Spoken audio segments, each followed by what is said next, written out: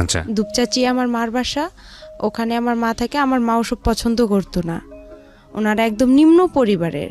বাবা খুব নিম্ন পরিবারের? হ্যাঁ, বাবা খুব নিম্ন পরিবারের ছিল, অশিক্ষিত ছিল, সে কিছু বুঝতো না, আর সে কোনো কর্মও পারতো না। আচ্ছা। তারপরে যাই হোক এভাবে মানে মা বাবা আমার যাই হোক সংসার হইতো, শুধু একটা কারণে আমার মা আমাকে নিয়ে নাকি আমি জানি দাদি বলছে যে মা আমাকে নিয়ে ঘুমাইছে, আমার বাবা অনেক রাতে আসছে, আসার পরে আমার মা অনেক ঘুমন্ত ছিল, বাবা দরজা লক করছে, মা খুলতে পারেনি এই জন্য বাবা একটা খারাপ ভাষা করে গালাগালি করছে মাকে। মা বলছে না আমি আর তোমার সংসারই করব না, চলে যাব। পরে মা চলে গেছে, আর আসতেছে না। পরে আমার দাদি ফুপু সবাই চেষ্টা করছে যে তাকে নিয়ে আসার জন্য। আমার মা বলছে যে না, বগুড়ার মানুষ বলতেছে আমি ওর ভাত আর খাবোই না, আমার ও বাচ্চা দিলে দিবে, না দিলে না, আমি ওর সংসার করব না। এত একটা নিম্ন পরিবারের বাবার বাড়ি থেকে এত কিছু নিয়ে গেছি, তারপরেও আমার ওখানে জায়গা হচ্ছে না, বা ও আমার কথা শুনতেছে না, আমার প্রয়োজন নাই। তারপরে আমার বাবাকে একটা সুযোগ দেওয়া হয়েছিল যে আপনি ঘরটা ঠিক করেন, আমি আমার মার বাসা থেকে বাচ্চাকে নিয়ে বেড়ায় এসে। তারপর আমার মা বলছে যে তুমি ঘরটা ঠিক করে আমাকে নিতে এসো। পরে আমার বাবা কি করছে, সে ঘর ঠিক না করে আমার মাকে নিতে গেছে। পরে যাওয়ার পরে যাই হোক আমার মা পরে আসছে, আয়সা দেখে যে ঘর ঠিক হয়নি, না হওয়ার কারণে পরে মা বলতেছে আমি আর থাকবো না, চলে যাব। পরে আমার মা আমাকে নিয়ে চলে গেছে। আবার যাওয়ার পরে এক সপ্তাহ পর আমার নানি বাসা থেকে মাকে পাঠানো হয়েছে নাকি আমার দাদার বাসায়। আসার পরে আমার বাবা তখন বলে আমি আর রাখবো না তোমাকে। তখনকার হিসেবে আমার মা 10,000 টাকা, 3 ভরি স্বর্ণ, আর ঘরের যা জিনিসপাতি লাগে চাল ডাল শুরু করে সে সব কিছু নিয়ে আসছে। তারপর আমার বাবা ওগুলো কিচ্ছুই তাকে দেয়নি। মানে মা যখন আর কি চলে গেছে, যাওয়ার পর মাকে তো দেয়নি, না দেওয়ার কারণে বাবা তো ছোট বাচ্চা, আমি অনেক জিদ করতাম, অনেক খাইতে চাইতাম। একটা মেয়ে তো মানে 4 বছর বয়স, তখন তো তার মার আদরটা সবচেয়ে বেশি প্রয়োজন হয়, বাট আমি তো সেটা পাইনি। বাট না পাওয়ার কারণে দেখা যায় আমি বাবার কাছে সে জিদটা করছি। আমার ফুপি ছিল, দাদি ছিল, আমার দাদি অন্ধ, আমার বাবার কারণেই অন্ধ হয়ে গেছে। আমার ফুপি রিলেশন করার জন্য আমার বাবাটা পছন্দ করতো না, আমার মা থাকাতে আমার ফুপি রিলেশন করতো। পরে আমার মা যেহেতু ননদ আর ভাইয়ের বউ, মানে সব ফ্রিভাবে বলতো আমার মাকে, তো ফুপি এসব করতো। আমার বাবা এসব শুনছিল, শোনার পরে দাদি বাতাস উঠছে অনেক, দাদিকে জুতা দিয়ে, বালু ছিল বাসায় অনেকগুলো, পরে আর কি বাবা হচ্ছে জুতা দিয়ে দাদিকে মারতে গিয়ে জুতার বালুগুলো দাদির চোখে গেছিলো। তারপরে আর কি বাবা অনেক মারধর করতো, মানে অনেক জিদ করতো, মানে কিছু, কিন্তু দাদি ফুপু আমাকে কেউ মানুষ করেনি। সবারই পরিবার ছোট ছিল, আবার এতটা তারা অর্থ ছিল না, সবাই দিন মজুর করতো, কে আমাকে আর দেখবে, আমি তো ছোট বাচ্চা, এত কেয়ার দিয়ে তো রাখার মতো সময় নেই তাদের। পরে বাবার কাছে জিদ করতাম, বাবা মানে এই জন্য মারতো বেশি করে আমাকে। কুয়া আছে গ্রামের যে কুয়া, আমার বাবা আমাকে কুয়াতেও ফেলে দিছিল, শুকনা কুয়া। পরে আমার মেজো ফুপুর ছেলে আমাকে উঠাইছে ওই কুয়া থেকে, দুধের জন্য অনেক কান্না করছিলাম। আর আমার বাবা তখন থানাতে, আমাদের ভ্যান্না পীরগঞ্জ বলে বড়দরগা, ওখানে থানাতে আমার আব্বা ওখানে বাবুর্চি হিসাবে কাজ করছিল। ওখানকার দারোগার ওয়াইফের বাচ্চা ছিল না, উনি আমাকে চাইছিল, আমার বাবা বলছে না দিবে না, কিন্তু সে সারাদিন সকালে যায়, রাতে থাকার পরে আসতো, মানে তারপর আমাকে সে এতটা ভালোবাসতো না। তারপর আমার মার কাছে খবরটা চলে যায়, যার পর আমার মা বলে যে ওকে দিয়ে যাও রেবাকে আমার কাছে। তো আমার বাবা বলতেছে না, জীবন গেলেও দিব না। আর আমার আব্বু একটু বেশি থানা পুলিশ সে একটু করতো, আমার মারা আবার একটু ভয় করতো যে একটা মান সম্মানের ব্যাপার আছে, থানা পুলিশের, আচ্ছা ওর মেয়েকে ওই নিয়ে থাক। এভাবেই আমার মায়ের সাথে আমার বাবার এখানেই সামর্থ্য হয়ে গেল। হওয়ার পরে আমি আর মানে তখন আমার দাদির কাছে ছিলাম। আমার রংপুরে আমার ছোট মার বাসা, ওখানে আমার আব্বু যে বাবুর্চির কাজ করতো, ওখানে যে আবার থানাতে আরেক লোক, উনি জানি কি কাজ করতো এটা জানি না, বাট উনি আবার বলছিল যে এখানে আমাদের রংপুরে এক মহিলা আছে, তুমি কি তাকে বিয়ে করবা? ওই মহিলার হচ্ছে আগে বিয়ে হয়ে গেছে, এরকম তুমি যে বিয়ে করতে চাও। তো আমার বাবা বলছে আমার একটা মেয়ে আছে, কিন্তু তাকে বলতে হবে যে আমার মেয়েটা আছে, এভাবে তাকে দেখতে হবে। তারপরে যাই হোক তারা বিয়ে করছে আমাকে। তারপরে দেখা যায় মানে হালকা আমি যে একটু বুঝি যে মা কীরকম, না এতটাও বুঝি না যে আমার ওটা সৎ মা বা এরকম। ওখানে গেলাম, আমরা ভাড়া বাড়িতে উঠলাম রংপুরে, শহরের ভিতরে। ভাড়া বাড়িতে ওঠার পরে আমার আব্বা ওখানে আপনার প্রথমে কাঁচামালের ব্যবসা দিল। কাঁচামালের ব্যবসা দেওয়াতে আমার আব্বু অনেক লস খাইলো। লস খাওয়ার পরে সে মানুষকে অনেক বাকি টেকে দিয়ে আমার সৎমা বাবার বাড়ি থেকে জায়গা বিক্রি করে আনছে। তারা আবার একটু স্ট্যান্ডার্ড ফ্যামিলি, সে আবার পছন্দ করতো না যে সে একদম রিক্সা চালাক ভ্যান চালাক, এটা তার একটা মানে মান সম্মানের ব্যাপার ছিল, সে চাইতো না। সে জায়গা বিক্রি করে না তাকে ওটা যে সে দেখে সেটাতেও লস খাইলো। পরে তাকে কি করা হলো, রিক্সাতে দেওয়া হলো। রিক্সা চালায় আমার সৎমা আমাকে আবার এতটা ভালোবাসে না, মানে সে বলে যে সতীন নাই, সতীনের কোনো বাচ্চা কাচ্চাও ভালো লাগে না, আমি কি সতীনের সংসার করব? তখন এই আমাকে নিয়ে রেগুলার আমাদের ঝগড়া হয় আমার বাবা মার। মানে আমি আর কি, আমি তো কোনো কথা বলতে পারি না, তখন আমার টাইফয়েড নিউমোনিয়া। তারপরে এভাবে আর কি মানে সে আমাকে নিয়ে তাদের খুব আপনার সৎমার ঝামেলা করতো? হ্যাঁ, অনেক ঝামেলা করতো, অনেক মারধর হইতো। এভাবেই আর কি দিনগুলো চলে গেল। 2-3 বছর চলে গেল। যাওয়ার পরে আমার সৎ নানার বাসায় চলে আসলাম আমরা। চলে আসার পর ওখানে আমার মানে সবাই আর কি মানে গ্রাম অঞ্চলে ও এক কথা বলতো, ও এক কথা বলতো, মানে আমি বাট আমার মার সব কথা শুনতাম। আচ্ছা, যাতে আমি এতটুকু আমার মেধাতে ছিল যাতে সে আমাকে ভালোবাসে, আমি যাতে তার কাছে মার আদরটুকু। আপনি কি ছোটবেলাতে বুঝতেন যে ইনি আমার সৎ মা, ইনি আমার আসল মা না? এটা বুঝতেন? এতটা বুঝতাম না। আচ্ছা, ওই সময় অন্য কোনো ভাই বোন ছিল না? শুধু আপনি? না, শুধু আমিই ছিলাম। শুধু আপনিই ছিলেন। ওকে। তখন আমার মার এতটা বয়স ছিল না, আমার সৎ মার, ওনারও হালকা বয়স ছিল। জি।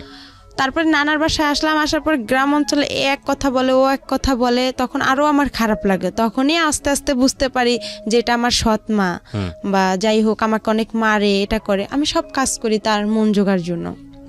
না, এখানে একটা আছে, আমার ভাই হয় শহরে, আমার একটা ভাই, ওই আমার সৎ মার ছেলে হয়, ওই ছেলেকে শহরে, তখন আমি সম্পূর্ণ দেখাশোনা করি। কিন্তু ওর যখন আমার মার গর্ভে থেকে হয়েছে তখন থেকে ওর আমি যে হাগু মুতু করে যে কাপড়গুলো আমি সম্পূর্ণ ধুয়ে দিছি, আমার সৎমাকে কিন্তু কিছু করতে দেয়নি। যাই হোক, ঠিক আছে, হ্যাঁ বলেন। তারপরে এখান থেকে আমরা চলে আসলাম আমার নানার বাসায়, শেখপাড়া, আমাদের রংপুরে। শেখপাড়া যখন আসলাম, আসার পরে ওখানে বড় হলাম আস্তে আস্তে। ওখানে আমাকে স্কুল ভর্তি করে দেওয়া হলো, প্রাইমারি স্কুলে। ওখান থেকে আমি মানে 3তে যখন উঠলাম তখন আমার বাবা কি করলো, আমার মার সাথে রেগুলার ঝগড়া হয়। আমার বাবা আবার সৎ মা, তারপরে ওনার যে ফ্যামিলি আত্মীয় স্বজনগুলো আছে তাদের সঙ্গে কথা বলে না। আবার যদি আমি একটু কথা বলি, দেখা যাচ্ছে আমার আব্বু মানে হাতের কাছে লাঠি পাবো বা যা দা বটি যেটা পাবে সেটা দিয়ে আমাকে মার শুরু করবে। আচ্ছা। আবার আমার মা কথা বলে ওনার সাথে অশান্তি শুরু করতো। মানে আপনি কার সাথে কথা বললে অশান্তি শুরু করতো? সেটা হচ্ছে আমার সৎ মার যে ফ্যামিলির যে কেউ হোক, তাদের সঙ্গে কথা বললেই সমস্যাটা? হ্যাঁ, সমস্যা করতো উনি। আমার মাও যদি কথা বললো তাও সমস্যা করতো আমার বাবা। আচ্ছা। এভাবেই দিনগুলো গেল। যখন আমি 3তে উঠলাম, 3তে ওঠার পরে আমার বাবা কি করলো, আমার মা ভ্যান কিনে দিল আমার বাবাকে। তখন আমার ছোট মামা, উনি আবার স্কুলের মাস্টার, হাই স্কুলের। তখন উনি বলতেছে যে এরকম আমাদের একটা মান সম্মানের ব্যাপার আছে, ও যে ভ্যান চালাবে এটা কিরকম দেখায়, এটা কিভাবে হয়। পরে আমার মা বুঝায় বলছে, আমার নানাকেও জায়গা বিক্রি করতে দিবে না আমাকে, যে তুই কি ওর পিছনে সব শেষ করবি নাকি, তোর ভবিষ্যৎ আছে না। তারপরে মা বলতেছে আচ্ছা দেখি আর একবার। সে তখন কি করলো, ভ্যানটা কয়েকদিন চালালো, চালার পরে বাসায় খুব ঝগড়া শুরু করে দিল। আর আমার ছোট মার মুখের ভাষা অনেক খারাপ ছিল। আচ্ছা। মানে অনেক রং কথা বলে গালাগালি করতো, আমার বাবাও অনেক রং কথা বলে গালাগালি করতো, আমার খুব খারাপ লাগতো। আমি যদি ওখানে কথা বলতাম, দেখা যেত আমার বাবা আমার মার সাথে কিছু না করতে পেয়ে আমাকে সে দেখা যায় খুব মারধর করতো, এমন মারতো যে আমার শরীর ফেটে রক্ত বের হতো। আবার দেখা যেত আমাকে রশি দিয়ে সে হাত পাও বেঁধে রাখতো, বেঁধে ঘরে বন্দি করে রাখতো। তারপরে এভাবে মারতো। মারার পরে যাই হোক, সেদিন ও রাতে বাসায় কোনো খাবার দাবার কিছু আনে নেই, চাল ডাল কোনো তরকারি আনে নেই। আমার ভাইটাও ছোট। তারপরে ও একটু হাঁটে আস্তে আস্তে, ওরও মনে হয় 3 বছর কি 4 বছর। তখন বাবা কি করলো, আমি 3তে উঠলাম, আমার ফাইনাল পরীক্ষা দিতে হবে। পরে আমার বাবা কি করলো, ভ্যানটা নিয়ে আমার দাদার বাসায় চলে আসলো, ভ্যান্ডাবাড়িতে। ভ্যান্ডাবাড়িতে চলে এসে আমার বাবা 2-3 দিন ওখানে থাকার পরে ভ্যান বিক্রি করে দিছে।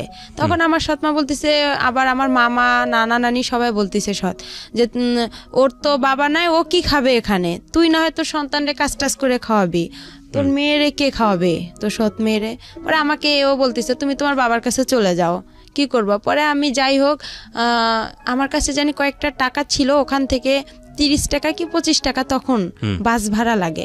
আমি মডার্নে আসলাম, এসে ওখান থেকে বললাম যে আমি এখানে ভেন্ডাবাড়িতে যাব, পরে এত টাকা আছে। পরে ওভাবে আমি খুব রিকোয়েস্ট করলাম ড্রাইভারকে যে আঙ্কেল আমি তো অনেক ছোট মানুষ, দেখেন আমি এখানে কোথায় হারায় যাব, আমার বাবার কাছে আমাকে নিয়ে যান, আমার এরকম সমস্যা। তাকে আমি বিস্তারিত বললাম, সে বলতেছে আচ্ছা আমি চিনি তোমার বাবাকে। আচ্ছা।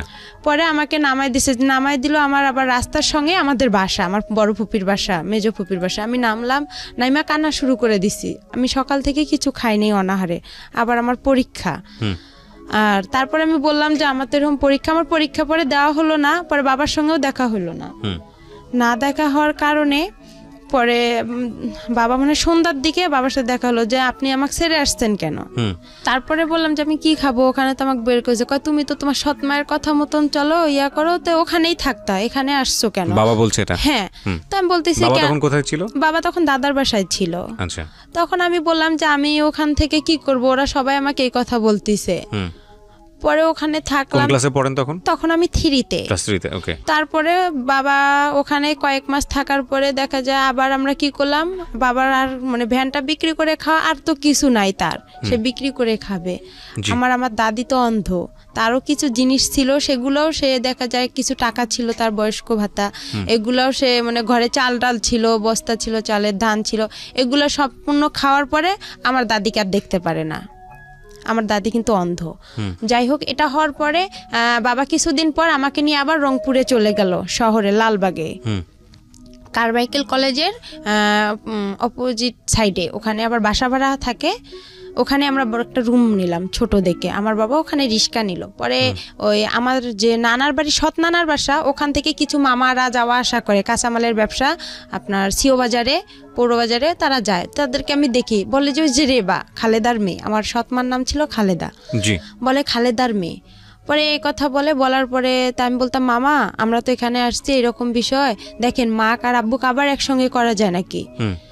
পরে আমি আবার অসুস্থ হইলাম। অসুস্থ হওয়ার পরে আমার বাবাকে বললাম যে আপনি কাউরে না কাউরে ধরেন, আবার ওখানে যাইতে হবে, আমার পরীক্ষা দিতে হবে। 1 মাস পরে কিন্তু আমরা আসছিলাম এখানে। পরে 1 মাস পরে আবার কি হলো, 1 মাস থাকলাম শহরে ভাড়া বাসায়, আমার আব্বা রিক্সা চালাইলো। পরে আমার আব্বু এর হাত ধরে, ওর পা ধরে, যে ভাই আপনি একটু চেষ্টা করেন, দেখেন কি করা যায় না যায়। এভাবে মনে করেন আমার আব্বু একটু একটু করে আগাইলো। আগার পরে আমার মা আবার তাকে নিল। আচ্ছা।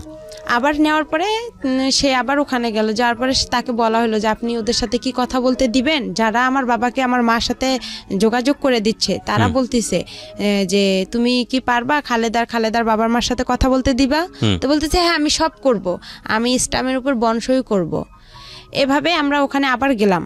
আমি 3-তে পরীক্ষাটা দিতে পারলাম, ফাইনাল পরীক্ষাটা। ম্যাডামরা বলতেছে যে তুমি এরকম করো, স্কুলে আসো না, এভাবে তো হয় না কারো একটা ক্লাস, আর তুমি এভাবে পারবাও না পড়তে, এটা সম্ভব? পরে আমার বাবা মাকে দুজনকেই ডাকছে যে ওকে আপনারা তো প্রাইভেট দেন না, কিছু দেন না। তারপরে আমার স্কুলের যে পাড়া প্রতিবেশী যারা আছে, কিছুজন তো ভালো আছে, পরে ওনারা গিয়ে বলছে ওর সৎ মা, আচ্ছা ওর সাথে এরকম করে, ওকে তো কিছু দেয় না। আমাকে আমার বাবা মা প্রাইভেট দিত না, আমি যে মাসে 300 টাকা করে পাইতাম আপনার, ওইটাও মনে করেন 3 মাস পর 300 টাকা করে সরকারে দিত প্রাইমারি স্কুলে। আচ্ছা আচ্ছা। ওখান থেকে ওই টাকাটা কি করতো, আমার বাবা মা খরচ করতো। আবার দেখা যাচ্ছে ও অনেকে পায়, অনেকের মা কি করতো, একটা জামা কিনে দিত, একটা নাকের ফুল কিনে দিত। আমারও খুব ইচ্ছা হইতো যে আমি একটা নাকের ফুল নিব বা একটা জামা নিব, মানে খুব কষ্ট লাগতো, কিন্তু আমি বলতাম না ভয়ে, যে আমি যদি আবার এরকম করে আমাকে নিয়ে যদি আবার চলে যায়, আমার পড়াশোনাটা এখানে আবার মিস হয়ে যাবে, আমি তখন কি করব, মানে চিন্তা করতাম। এভাবে হইতে হইতে আমার বাবা ফোরে উঠে আবার এরকম শুরু করে দিল। আবার একটা ভ্যান কিনে দিল আমার মা লোন করে কিস্তিতে, ওই ভ্যানটা নিয়ে আবার আমার বাবা এরকম চলে গেল। কিছুদিন পর চলে যাওয়ার পরে দেখা যাচ্ছে আর আমার মা নিচ্ছে না। তখন আমি আরো একটু বড় হয়ে গেলাম, হালকা একটু সাবাল্যক হলাম, একটু বুঝতে পারলাম। পরে যাই হোক, এভাবে হইতে হইতে মনে করেন প্রায় 2-3 মাস হয়ে গেল। আমি ফাইনাল পরীক্ষা দিলাম, আমি কোনো রকম পাশ করছি, এটাকে পাশ বলে না। তারপরে ম্যাডামেরা আমাকে উঠাই দিল। আমি কি করলাম, আমি তো পড়াশোনা করিনি, আমি কি করলাম, আমার পাশে আমার এক বান্ধবী ছিল রিপা, আশামণি, ওদেরকে দেখতে চাইতাম। ওরা লিখতো পরীক্ষার খাতা, আমি ওদের একটু উকি মেরে দেখতাম, কিন্তু ওরা আমাকে দেখাইতো না, যে ওরাও তো নাম্বার কম পাবে। ওরা দেখাইতো না। আমি কি করে পরে এর কাছে যাই, একটু শূন্য স্থান টিক চিহ্ন ম্যাডামকে বলি যে ম্যাডাম দেখেন একটু আমাকে দেন, আমি তো পরীক্ষা এরকম পড়তে পারিনি, আর বাবাও তো নিয়ে গেছে আমাকে ওদিকে, আর আমাদের সংসারে এমনি অনেক ঝগড়াঝাটি, আমাকে ফোরে উঠতেই হবে। পরে ম্যাডামও যাই হোক বলে দিত, পরে বলতো আচ্ছা রে বা ঠিক আছে। ম্যাডাম শূন্য স্থান টিক চিহ্ন আমার সম্পূর্ণ বলে দিত, কাউকে বলে দিত না, আমাকে বলে দিত। আবার ছোট প্রশ্নগুলোও বলে দিত, লেখেও দিত। উনি আমাকে অনেক হেল্প করছে ম্যাডামেরা। এভাবে ফোরে ওঠার পরে আবার উনি ওই রকম করলো। আবার আমার টেস্ট পরীক্ষা শুরু হলো ফোরে হওয়ার পরে আবার আমার বাবা আমাকে নিয়ে গেল 2টা পরীক্ষা নাই দিতে, বাংলা ইংরেজি দিছি, তারপরে উনি আমাকে নিয়ে এভাবে চলে গেল। যাওয়ার পরে আবার কিছুদিন ভ্যান বিক্রি করে খেয়ে আবার ওই রকম বসেছিল। পরে আমার বাবা ঢাকায় আসছিল রাজমিস্ত্রির কাজ করার জন্য, আর আমাকে থুয়ে আসছিল আমার ফুপুর কাছে। ওখানে আমার ফুপুর কাছে আমি থাকি, তাদের ওখানে খাবার নাই দাবার নাই, কেউ আমাকে ভালোবাসে না, বলে তোমার বাবা নাই মা নাই টাকা পয়সা নাই, আমরাই তো দিন মজুর করে খাই, তোমাকে কি খাওয়াবো। পরে যাই হোক আমি দেখা যায় ছোট মানুষ, এর ওখানে আমাকে ডাকে, ও বলে যে তুমি এটা কাজ করো তাহলে তোমাকে আমি খাইতে দিব। আমি যে যেটা বলতো তার সেটাই কথা শুনতাম, তখন আমি খাইতে পারতাম। আবার দেখা যায় আমার দাদি অন্ধ ছিল, রান্না করতে পাইতো না, কোনো ছেলে মেয়ে তাকে দেখতো না। দেখা যায় পাশের বাড়ি থেকে তার চাচাতো ভাইয়ের বউ আছে বা এরকম আত্মীয় স্বজন, তাদেরকে দেখা যায় খাবার দিয়ে যাইতো দাদিকে। ওই খাবার ওখান থেকে আমার দাদি আবার কি করতো, উনি একটু খাইতো, আমাকে ডাকতো রে ভাই, আমি আবার দৌড়ে এসে খেয়ে নিতাম। বুঝতাম না যে দাদি কতটুকু খাইলো না খাইলো, পেট ভরলো কি না ভরলো। পরে আমার বাবা ওখান থেকে আসার পরে আমার বাবার খুব অবস্থা খারাপ ছিল, সে অসুস্থ ছিল, তার পুরা শরীরে পক্স বের হয়েছিল, তার হাতে কোনো টাকা পয়সা নাই। তার মেজো বোনের কাছে থাকলাম, তারাও আমাদের খাইতে দেয় না। আর একদিন হঠাৎ বৃষ্টি আসছে, খুব জোরে বৃষ্টি, আর খুব মানে ঠান্ডা লাগতেছে, টিন দিয়ে মানে পানি পড়তেছে। আমার বাবার আমি শুয়ে, কিন্তু আমার ফুপি আমাদেরকে খেতা বালিশ কোনো কিছুই দেয় নাই, বলতেছে তোমরা যেরকম অভিনয় করো সেরকম এখন থাকো, এভাবে তোমার বেশি তেল বান্ধা গেছে, আমার বাবাকে বলতেছে। তা আমি বলছি ফুপু আমাকে অনেক ঠান্ডা লাগতেছে, দেন একটা খেতা দেন। তো বলতেছে না সে দেয়নি। ওভাবেই ছিলাম। থাকার পরে আমার বাবা 2 দিন পর আবার রংপুরে চলে গেল। রংপুরে যাওয়ার পরে আবার ওভাবেই সে এরে হাত ধরে, ওর পা ধরে ধরে আমার সৎমার কাছে গেল। আমার সৎমা তাকে আবার গ্রহণ করে নিল। নেওয়ার পরে আমি 5-এ সমাপনী পরীক্ষা দিলাম 2010-এ। দেওয়ার পরে কেউ পরীক্ষা দিতে দিবে না আমাকে, কয় ও পারবে না। আমার মা মানে প্রতিবেশী মামিরা ছিল যারা আমার স্কুলের ফ্রেন্ডগুলো, ওরাও বলতো যে না ও পরীক্ষা দিতে পারবে না। ম্যাডামও বলতো যে না রে বা তোমার আর সম্ভব না, কেন এটা সমাপনী পরীক্ষা, এখানে ফাজলামি করার জায়গা না, আর তুমি পারবা না, তোমার কোচিং নাই প্রাইভেট নাই কিছু নাই, তুমি কিচ্ছুই পারবা না। পরে আমি সবার কথা অমান্য করে আমি বলছি না আমি পরীক্ষা দিবই, আমি পাইলে পাবো না পাইলে নাই, এটা আমার কোনো দেখার বিষয় নাই। তারপরে আমার সৎমাও দিবে না। এখন আমার পরীক্ষাটা হচ্ছে আমার বাসা থেকে অনেক দূরে, এখন আমাকে সকালবেলা কে রেখে আসবে, রাখার লোকও নাই। পরে আমি মানে এতটা পড়তেও পারি না, গাইড নাই, কিভাবে পড়বো। যাই হোক একটু করে মানে যতটুকুই পড়ছি, আল্লাহ আমার পাশে ছিল বিধায় আমি মনে হয় পরীক্ষাটা দিতে পারছি, পাশও করছিলাম। কোন ক্লাসে? 5-এ। ক্লাস 5? হ্যাঁ 5-এ 2010-এ। পরে আমার একটা মামাতো ভাই আমাকে রেগুলার রেখে আসতো সকালবেলা, আর আসার সময় আমি হেঁটে আসতাম, বান্ধবীদের সাথে হেঁটে আসতাম। ওখানে একটা ছেলের সঙ্গেও আসতাম। ওই ছেলেটাকে আমার প্রথম 5-এ ওকে পছন্দ হয়েছিল। ওর নাম হেলাল ছিল, ওর বাসা আমাদের ওখানে পানবাড়িতে। ওকে খুব আমি পছন্দ করছিলাম, কিন্তু ও বুঝতো না যে আমি ওকে কতটা পছন্দ করি, আর আমিও বুঝতাম না যে প্রেম কি জিনিস, কিন্তু ভালো লাগতো ওকে। কোন ছেলেটাকে? এটা হেলাল, ওর নাম হচ্ছে হেলাল। আমাদের স্কুলের না, ওই অন্য স্কুল থেকে আর কি পরীক্ষা দিতে গেছিলাম আমরা। আচ্ছা, ও একই ক্লাসে ছিল? হ্যাঁ একই ক্লাসে, সমাপনী পরীক্ষা দিতে গেছিলাম। তখন তো অন্য স্কুল থেকে দেখা যায় যে একটা বোর্ডে আমরা সবাই পরীক্ষা দিছি। পরে ও আমাদের ক্লাসেই বসতো, আমার পাশে 2 জন ছেলে ছিল, আমি মাঝখানে ছিলাম। পরে ওদের দেখছি, আমি নিজেও কিছু বাসায় পড়ছিলাম, ওগুলা দেখে আমি পরীক্ষা দিছিলাম। পরে ওই ছেলেটাকে খুব পছন্দ হয়েছিল, মানে ওর সাইকেলে আমি একদিন আসছিলাম, আর বাকি দিনগুলো আমি হেঁটে হেঁটেই আসছি। আর তখন খুব কষ্ট লাগতো, আর আমি মানে অনেক কিছু খাইতে ইচ্ছা করছিল, যে পরীক্ষা দিতে আসছি আমি কিছু খাই, বা অনেকে তো খাইতেছে, আমার সেরকম টাকা ছিল না। বাবা চুরি করে আমাকে যে টাকাটা দিছিল আমি ওই টাকাটা খাইতাম না, যে টাকাটা আমি জমায় হয়। আমার আবার একটু চুল বড় ছিল, আর আমি সাজগোজ খুব পছন্দ করি।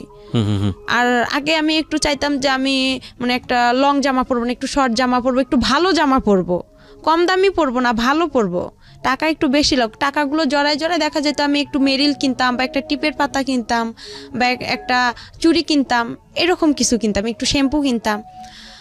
এভাবে আমি টাকাগুলো খরচ করতাম না, জড়ায় জড়ায় রেখে দিতাম আমার কাছে। রাখার পরে এভাবে আমি পরীক্ষা দেওয়া হয়ে গেল, আমার রেজাল্টও বের হইলো। রেজাল্টে আমি সেরকম ভালো পাইনি, আমি সেকেন্ড ডিভিশন, ওটা তখন জানি কি ছিল, কিন্তু কোন ক্লাসে? 5-এ সমাপনী আমার শুরুতে। ঠিক আছে, আপনি পাস করেছেন, হ্যাঁ, তারপর কোনো রকম পাস করেছি, করার পরে আমাকে 6-এ 11তেই ভর্তি শুরু হচ্ছে। পরে ওখানে আমাকে ভর্তি করা হলো। আমাকে ভর্তি করবে না আমার মা, বলতেছে না ও পারবে না, আমাকে বিয়ে দিয়ে দিবে।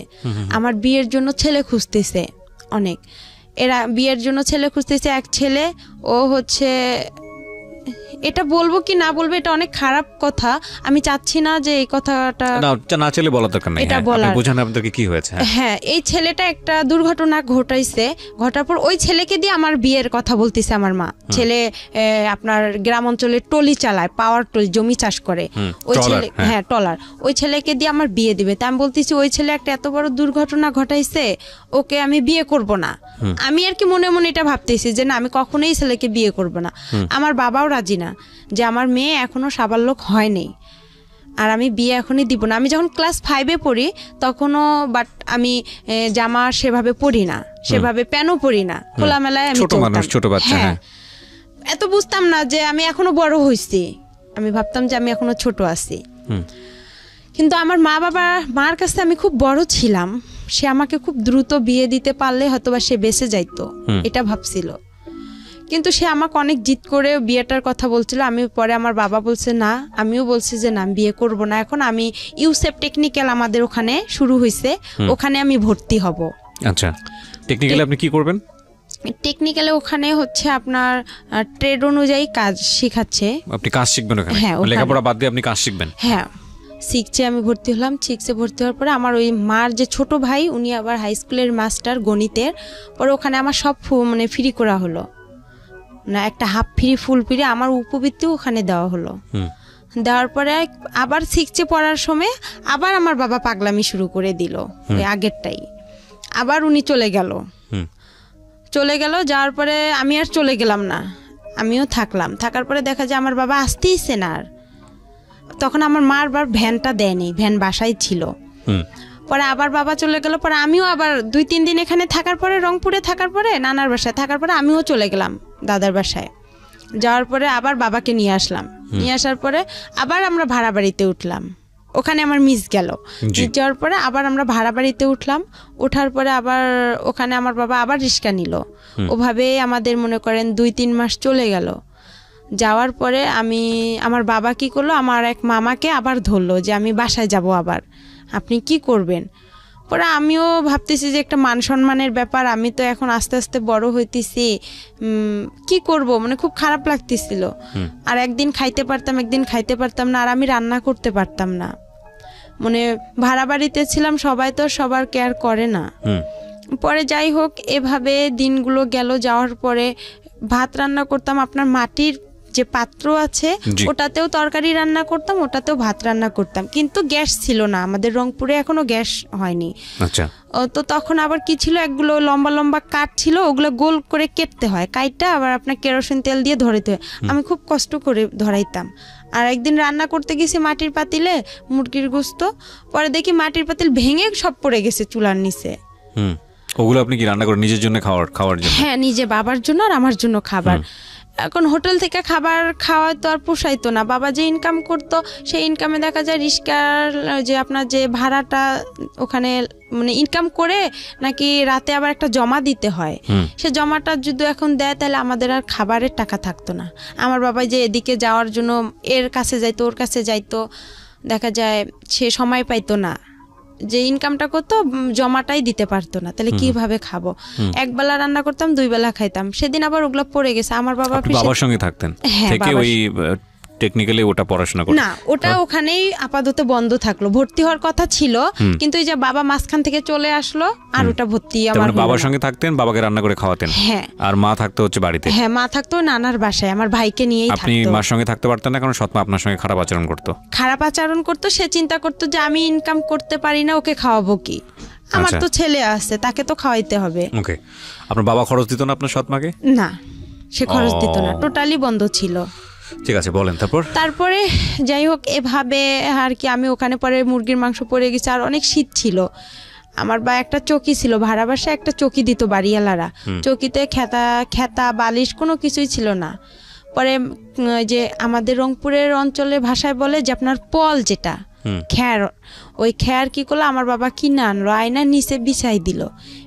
আর টিনের ঘর, অনেক বাতাস আসে, গাড়ি চলাচল করে রাস্তা দিয়ে, আর ওই বাতাসটা আসতো। আর আমার বাবার একটা লুঙ্গি আমি গায়ে দিয়েছিলাম, আর শীতে অনেক কাঁপছিলাম। আমার বাবা অনেক মানে হাত পা অনেক কোকড়া করে শুয়েছিল, আমিও ছিলাম। আমার বাবা আলাদা থাকতো, আমি নিচে থাকতাম। আর মাটি থেকে যে একটা ঠান্ডা ভাবটা ওটাও আসতো, ঠান্ডাতে খুব কষ্ট হইতো আমার থাকতে। পরে মুরগির ওটা পড়ে গেছিল, যাওয়ার পরে বাবা অনেক মারধর করছিল আমারে, বলতেছে এত কষ্ট করে আনছি সেটা ফালাই দিলা। আমি বলে আমি তো পারি না, আমি কি করব। আমার মাকে আবার যা বলছে যে এরকম ওর মেয়ে হচ্ছে রাস্তায় কাগজ কুড়াচ্ছে, মিথ্যা কথা আর কি বলছে। হ্যাঁ, সৎমাকে বলছে। পরে আমার বাবা আবার কি করছে, এই কথা শুনতে পারছে, শুনতে পাইরা আবার বলতেছে যে তুই কি কাগজ কুড়াইছিস? তা আমি বলতেছি না, আমি এসব জানি না। কয় শেখপাড়া থেকে খবর আসছে আমার কানে। তা আমি বলছি আমি বলতে পারি না। পরে এমনও খবর গেছে, আপনি কাগজ করে কুড়িয়েছিলেন? না, কিন্তু আমার মার কানেই খবরগুলো দিয়ে দিছে, যে মামারা আমাকে দেখছিল বা ভাই প্রতিবেশী যারা দেখছিল তারা আর কি এই ধরনের কথাগুলো আমার মাকে গিয়ে বলছে যে আমাকে নাকি ভূত ধরছে, আমি পাগল হয়েছি, এরকম। কিন্তু আমি অসুস্থ হয়েছিলাম, এটা একটা মিথ্যা কথা বলছিল আমার বাবা, যে আমার মেয়ে একটু খুবই অসুস্থ আর মাকে দেখার জন্য অনেক পাগল হয়ে গেছে। পরে আবার কি করলাম, এভাবেই গেলাম। আবার আমার বাবা কি করলো, মামা মামির হাত পা ধরলো, প্রতিবেশী মামা মামির হাত পা ধরে আবার আমার মার সাথে মোবাইলে কথা হয়। আমার মা আমার হচ্ছে মামিদের মোবাইল থেকে আমার বাবার সাথে কথা বলে, আমিও কথা বলি যে আমাদেরকে নিয়ে যান, আমাদের এখানে খুব কষ্ট হইতেছে। আর এরকম সৎমাকে? হ্যাঁ। তো আপনি আসল মার সঙ্গে যোগাযোগ করছিলেন না কেন? আসল মার সঙ্গে যোগাযোগ করছিলাম, বাট আমার ওই সময়টাতে যোগাযোগ করেছিলেন? না না। কেন করেননি? করিনি, আমি তো তার বাসা চিনি না। বাবাকে বলেননি কখনো যে বাবা আমাকে আসল মা? তার কথা বললে বাবা অনেক মারধর করতো।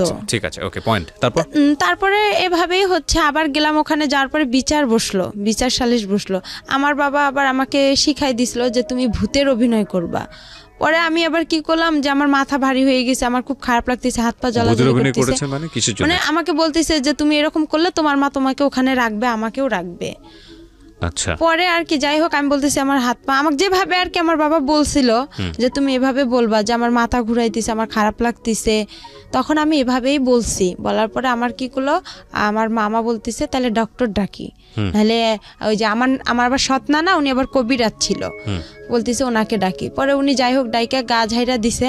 আমি আর পাইতেছি না যে আমি আর কি বলবো না, আর এসব করাটাও ঠিক না, আমি মনে মনে চিন্তা করতেছি। পরে আমি পানি টানি খেয়ে একদম ফুল রেস্ট নিলাম।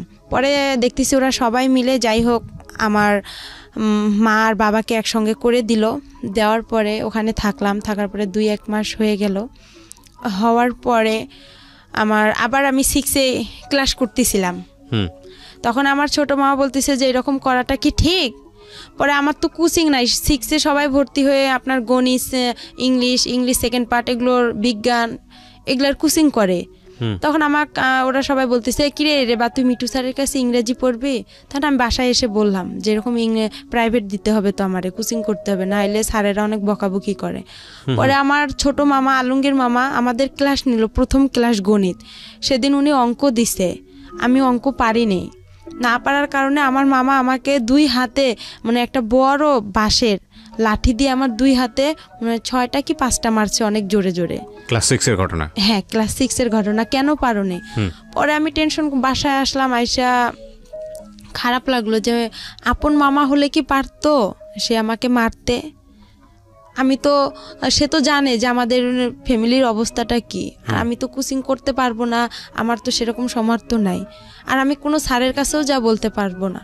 কিন্তু আমার মামার এখানে আরও একটা ভুল হয়েছে, সে বুঝতে পারছিল যে তার বোনের এতটা সমস্যা, আমার বাবার অবস্থা খারাপ, তার একটা উচিত ছিল যে তার সবগুলো স্যারদের সঙ্গে কথা বলে আমাকে সব হাফ ফুল মানে ফ্রি করে দিছে, স্কুলের যে বেতন মাইনাগুলো দেওয়া লাগবে না, উপবৃত্তি করে দিছে। তার একটা উচিত ছিল যে একটা এরকম অসহায় মেয়ে সবাই থেকেও না থাকা, তাকে আমরা একটু যদি কোচিং দেই, সব স্যারেরা মিলে সবাই যদি একটু হেল্প করতাম, তাহলে আজকে হয়তো বা আমার জীবনটা আরও বেশি ভালো হতো। তারপরে এভাবে আমি আবার কি করলাম, যে দেখি কোচিং টুচিং পাইতেছি না, পরীক্ষাও দিতে পাইতেছি না। পরে আমি কি করলাম, ওই যে আপনার টেকনিক্যালে ভর্তি হওয়ার জন্য আমি বাসা থেকে মাকে চাপ দিলাম। আচ্ছা। পরে আমার কাছে কিছু টাকা ছিল, আমার দাদিও কিছু টাকা দিছিল, ওই দিয়ে আমি 2টা মুরগি কিনছিলাম বাসায়। মুরগি কেনার পরে আমার আবার যে বয়সটা, এই বয়সে আবার আমার জন্ম নিয়ন্ত্রণের কার্ড হবে না, জন্ম নিবন্ধন। হ্যাঁ, জন্ম নিবন্ধন, ওটা কার্ড হবে না। না হওয়ার কারণে এখন ওখানেও তো আমাকে ভর্তি নিবে না। ওখানে যে আপুগুলো পড়ছে ওদের সাথে আমি যোগাযোগ করছি যে আপু আমিও টেকনিক্যালে ভর্তি হব। পরে আমি গেলাম, আমাকে স্যারেরা বলতেছে তুমি অনেক ছোট, তোমার বয়স নাই, তোমাকে এখানে নেওয়া যাবে না। আর এখানে আমরা সাধারণত নেই 13 থেকে 14 বছরের মেয়েদেরকে, তোমার তো সে বয়সটা এখনো হয়নি, তুমি তো কথাই বলতে পারবে না। পরে আমি বললাম স্যার আপনারা তারপরে দেখেন না, এখানে তো গরিব অসহায় মেয়েদেরকে বেশিরভাগ নেওয়া হয়, যাদের পরিবার খারাপ। তারপর আমি বললাম যে আপনি আমার বাসায় যায়েন, যাওয়ার পরে দেখেন। পরে সেদিন গেলাম, নিল না আমাকে। তারপরে আবার আমি বাসায় আসলাম, আসার পরে মাকে বললাম যে আমাকে তো নিতেছে না। পরে আমার মামা, যে ছোট মামা গণিত মাস্টার, ওনার সঙ্গে আবার আমাদের হচ্ছে ওখানকার একজন ভালো ব্যক্তি, উনি খুব প্রভাবশালী লোক, ওনার সাথে আবার আমার মামার খুব ভালো একটা সম্পর্ক। পরে আমার মা কি করলো, ওনাকে বললো, ওনার দ্বারাই আবার কি করলো, ওনাকে বললো যে আমার ভাগ্নিটা এরকম টেকনিক্যালে ভর্তি হতে চাচ্ছে, ফ্যামিলি এরকম, একটু আপনি চেষ্টা করে দেখেন। উনি আবার হচ্ছে আমি যে প্রাইমারি স্কুলে পড়ছি ওই ম্যাডামের হাজবেন্ড। ও পরে এখন হচ্ছে আমার ম্যাডামও বলছে যে, ম্যাডামের বাসায় 2-3 দিন গেছিলাম, যাওয়ার পরে ম্যাডামকে বলছে যে আমার ম্যাডাম এরকম অবস্থা, আপনি তো সব কিছুই জানেন। ম্যাডামরাও সবাই জানতো যে আমার ফ্যামিলিটা এরকম। জানার পরে যাই হোক, ম্যাডাম কি করছে, আবার ওনার হাজব্যান্ডকে বলছে, রেবাকে দেখো একটু চেষ্টা করে টেকনিক্যালে ভর্তি করে দেওয়া যায় নাকি। পরে স্যার উনি আবার গেল, যাওয়ার পরে স্যারের সঙ্গে কথা বললো ইউসেফ টেকনিক্যালে। বলার পরে স্যার বলতেছে আচ্ছা ঠিক আছে, আমরা দেখবো, আমরা আগে বাড়ি দেখবো, উনি বড় লোক না কীরকম, আপনাদের কথায় তো এখানে বিশ্বাস হবে না, আমরা নিজে গিয়ে যাচাই করে তারপরে নিব, আর উনি তো অনেক ছোট। তো বলতেছে একটু দেখেন, চেষ্টা করে নেওয়া যায় নাকি। পরে এভাবে ওনারা আসলো, আসার পরে আমার বাসায় আমার এক খালা ছিল প্রতিবেশীও, পরে বলতেছে রেবাদের বাসা কোনটা। পরে আমি ওখানে আবার নাম চেঞ্জ করছিলাম, আমার নাম হচ্ছে আবার রেবা, 2 জন ছিলাম আমরা থাকার কারণে নামটা হচ্ছে, আমার সাথে আরেকটা আপু ছিল, উনি আবার বলতেছে তুমি এত অসহায়, তো তোমার নামটা একা দিয়ে দেই। তা আমি আর এতটা বুঝি না, আমি বলছি আচ্ছা আপনাদের যেটা ভালো হয়। আর আমি আবার সবসময় বেশি এটা বুঝি যে আমাকে যে ভালো, মানে আমার একটা কোনো কিছু পছন্দ হলো অন্যের উপর আমি বেশি নির্ভর করি, আমি নিজের উপর নির্ভর করি না, যে অন্য তো আমার জন্য ভালোই বোঝে, আমার ভালোটা তো আমি কি আর বুঝবো। পরে ওই নামটা দিলাম, পরে আয়সা বললো একা বলছে, পরে চেনে নে, বলছে একা আক্তার রেবার বাসা কোনটা, বলে রেবার বাসা বাবা একরামুল, মা খালাদা। বলার পরে আমার খালা বলতেছে ওইটা, ওর বাবা কি করে। আমি আবার তখন কি করছিলাম, মানুষের বাসায়, আমার মামার বাসায় ভুট্টা যে ছিলে, ওই ভুট্টা ছিলতে বসছি বৃষ্টির দিন। পরে আমার খালা পরে ডাকতেছে, বলতেছে রেবা তোর বাসা এরকম, রেবা রেবা করে চিল্লাচ্ছে। পরে স্যার নাকি বলতেছে যে ওকে ডাকতে হবে না, ওর বাসা কোনটা দেখায় দেন। পরে বলতেছে এইটা, বলতেছে আপনি কি সত্যি কথা বলতেছেন, বলতেছে হ্যাঁ। ওর কি সৎ মা, ওর বাবা কি ভ্যান চালক, বলতেছে হ্যাঁ। পরে বলতেছে ও মেয়েটাকে এখন ডাক দেন। পরে আমাকে ডাক দিল, পরে আমি বলতেছি সালাম দিলাম যে স্যার আপনি ভালো আছেন, বলতেছে হ্যাঁ। বলছে তোমার বাসা, আমি বলছি এইটা। তুমি যে ওই পাকা বাসা থেকে বের হয়ে আসলা, তা আমি বলছি স্যার ওটা আমাদের বাসা না, আমি ওখানে ভুট্টা খুলতে গেছিলাম আর কি, ভুট্টা খুললে আর কি ওগুলা খড়ি, আমাদের অঞ্চলে বলে যে খড়ি লাকড়ি রে, ওইটা আনার জন্য গেছিলাম। তোমার মা, আমি কই আমার মা তো গরুর জন্য ঘাস কাটতে গেছে, আর আমার বাবা ভ্যান নিয়ে গেছে। বলার পরে বলতেছে আচ্ছা তুমি তাহলে পরীক্ষা দিতে আসো অমুক দিনে। পরে আমি পরীক্ষা দিতে গেলাম, ছাটো এক বলতেছে তোমার বয়সটা বাড়াইতে হবে। পরে আমি কি করলাম, মা আসলো ঘাস কাইটা, আসার পরে মুরগির মাকে বললাম যে এরকম স্যার আসছিল বাসা দেখার জন্য, দেখছে আমারে ডাকছে, মানে জন্ম নিবন্ধন, তারপরে চেয়ারম্যান সার্টিফিকেট, স্কুলের 8 পাসের সার্টিফিকেট লাগবে। তখন তো আমি 6-এই পড়ি। পরে এখন মামাকে বললাম, মামাকে আবার মুরগি বিক্রি করলাম, মুরগি বিক্রি করে আমাদের চেয়ারম্যানের যে সার্টিফিকেট জন্ম নিবন্ধনটা, ওইটা চেয়ারম্যানের সার্টিফিকেট, ওখানে 100 টাকা দিয়ে ওই 2টা উঠাইলাম, বয়স বেশি দিলাম, নামও চেঞ্জ করলাম। করার পরে এখন 8-এর সার্টিফিকেট, এখন ওই আমার আলমগীর মামাকে, ছোট মামাকে বললাম, তো বলতেছে টাকা লাগবে। তো এখন আমি বলতেছি মামা অল্প কিছু করে টাকা নেন, আমার কাছে তো এত টাকা নেই, আবার ছবি উঠাইতে হবে, আমার ছবি জমা দিতে হবে। পরে আর কি জন্ম নিয়ন্ত্রণের কার্ডটা নিলাম, তারপরে আপনার চেয়ারম্যানের সার্টিফিকেট নিলাম, 8 পাসের সার্টিফিকেটটা 100 টাকা দিয়ে নিলাম, নিয়ে ওগুলো সব জমা দিলাম। জমা দেওয়ার পরে স্যারেরা আমাকে নিবে না, আর একটা স্যার আমাকে নিবে না, হেড স্যার ওখানকার, বলতেছে না এই মেয়ে চলবে না। পরে স্যার বলতেছে স্যার আপনি নেন। আমার জন্য ওই স্যার অনেক রিকোয়েস্ট করছে স্যারকে, তারপরে উনি আমাকে নিল, নিয়ে আমি ট্রেডে ভর্তি হলাম, টেইলারিংয়ে আর কম্পিউটারে। ওখানে আবার 1 বছরের কোর্স, 6 মাস হচ্ছে আপনার মহিলাদের কাজ শেখায়, 6 মাস পুরুষদের কাজ শেখায়। ওখান থেকে আপনার আবার টাকাও দেয় ওরা, প্রতি মাসে 300 করে, খাতা কলম সব কিছু ফ্রি। ওকে, ওখান থেকে সব কিছু। পরে ওখানে আমি কাজ শিখলাম 1 বছর, 1 বছরে আমার 100 টাকা করে জমা থাকলো, 1200 টাকা। ওরা 400 করে দেয়, 100 করে ওখানে কাইটা রাখে। যখন আমরা ওখান থেকে বের হয়ে আসি তখন উনি 1200 টাকা স্যারেরা দিয়ে দেয়, আর ওনারা ওখান থেকে চাকরি দিয়ে দেয়। পরে আমি এভাবে পড়তেই থাকলাম, 6 মাস হয়ে গেল।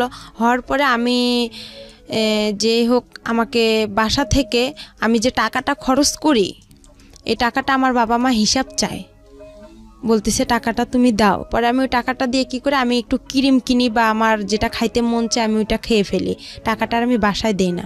আর টাকাটা দিয়ে বাসায় দিই না, তখন ওখান থেকে আবার কি করি, মার জন্য আপনার ব্লাউজ কিনি, পেটিকোট কিনি। কিসের কাজ করতেন আপনি ওই সময়? ওখানে টেইলারিং এর কাজ করতেন। টেইলারিং কাজ করতেন। লেখাপড়া বন্ধ হয়ে গেল?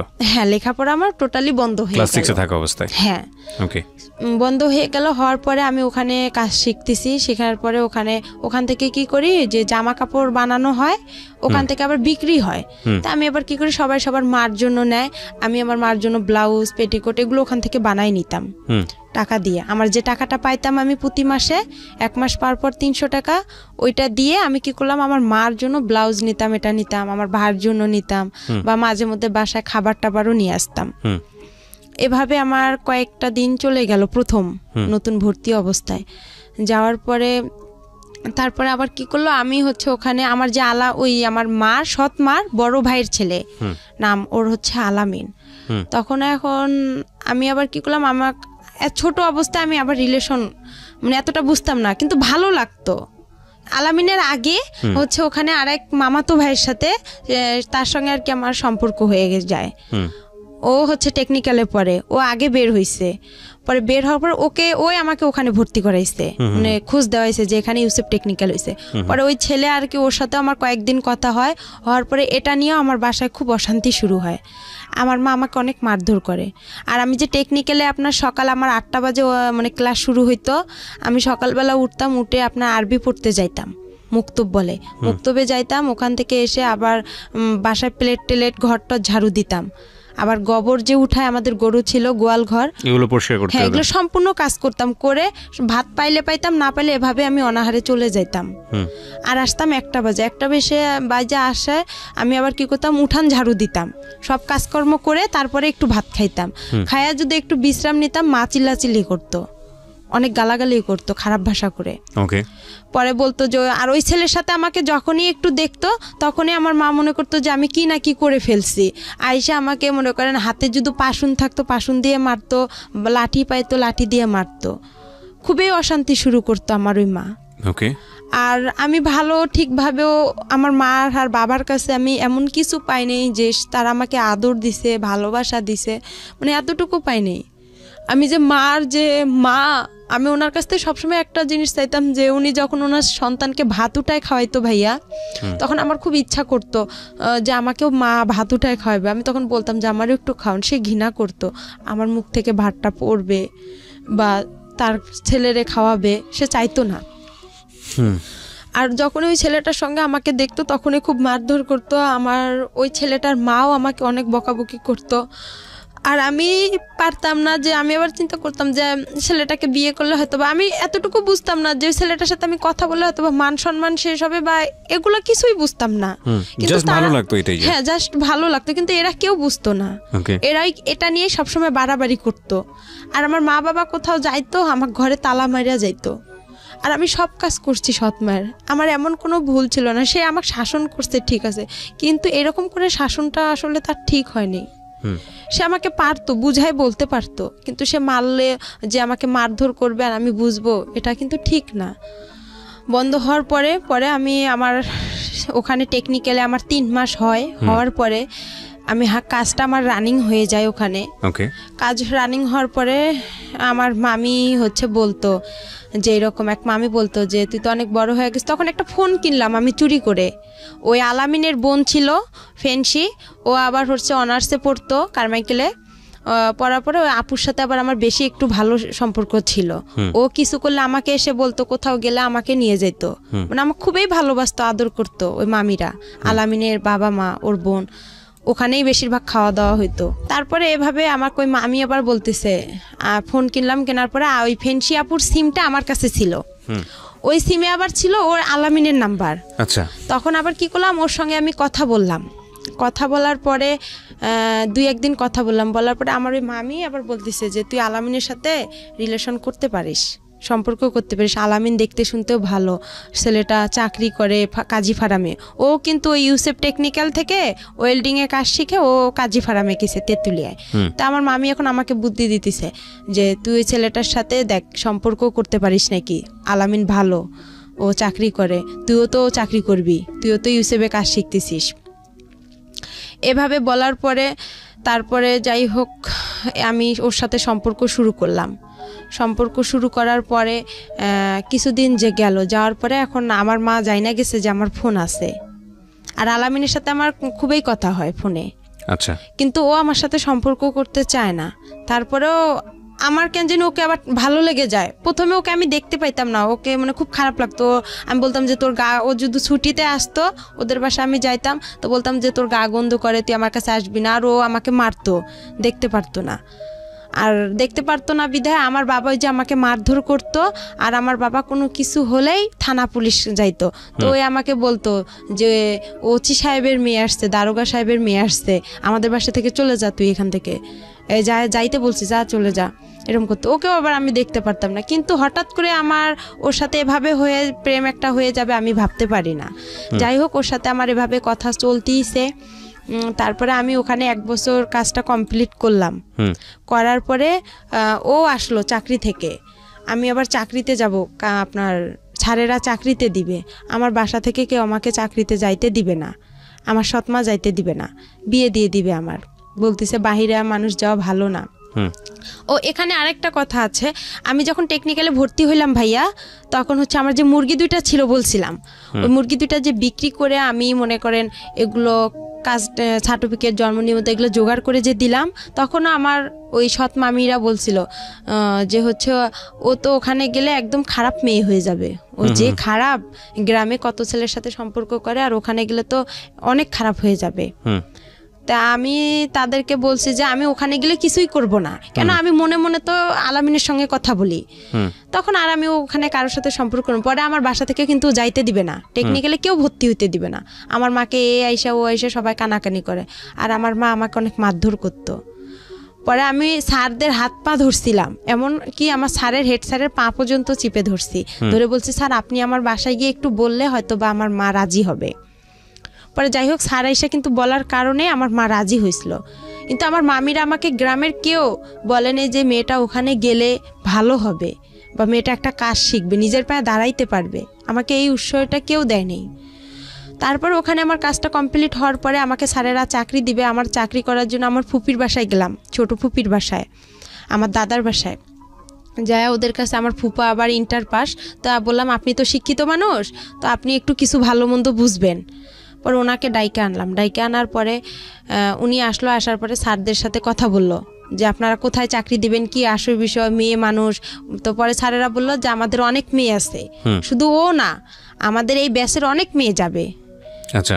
ও ভালো জানে, কেন ও তো এতদিন পড়ছে, আর আমাদের এটা এমন খারাপ কোনো প্রতিষ্ঠান না, এটা আমাদের একটা সংস্থান থেকে এটা হয়েছে, আপনি চাইলে যাচাই করতে পারেন।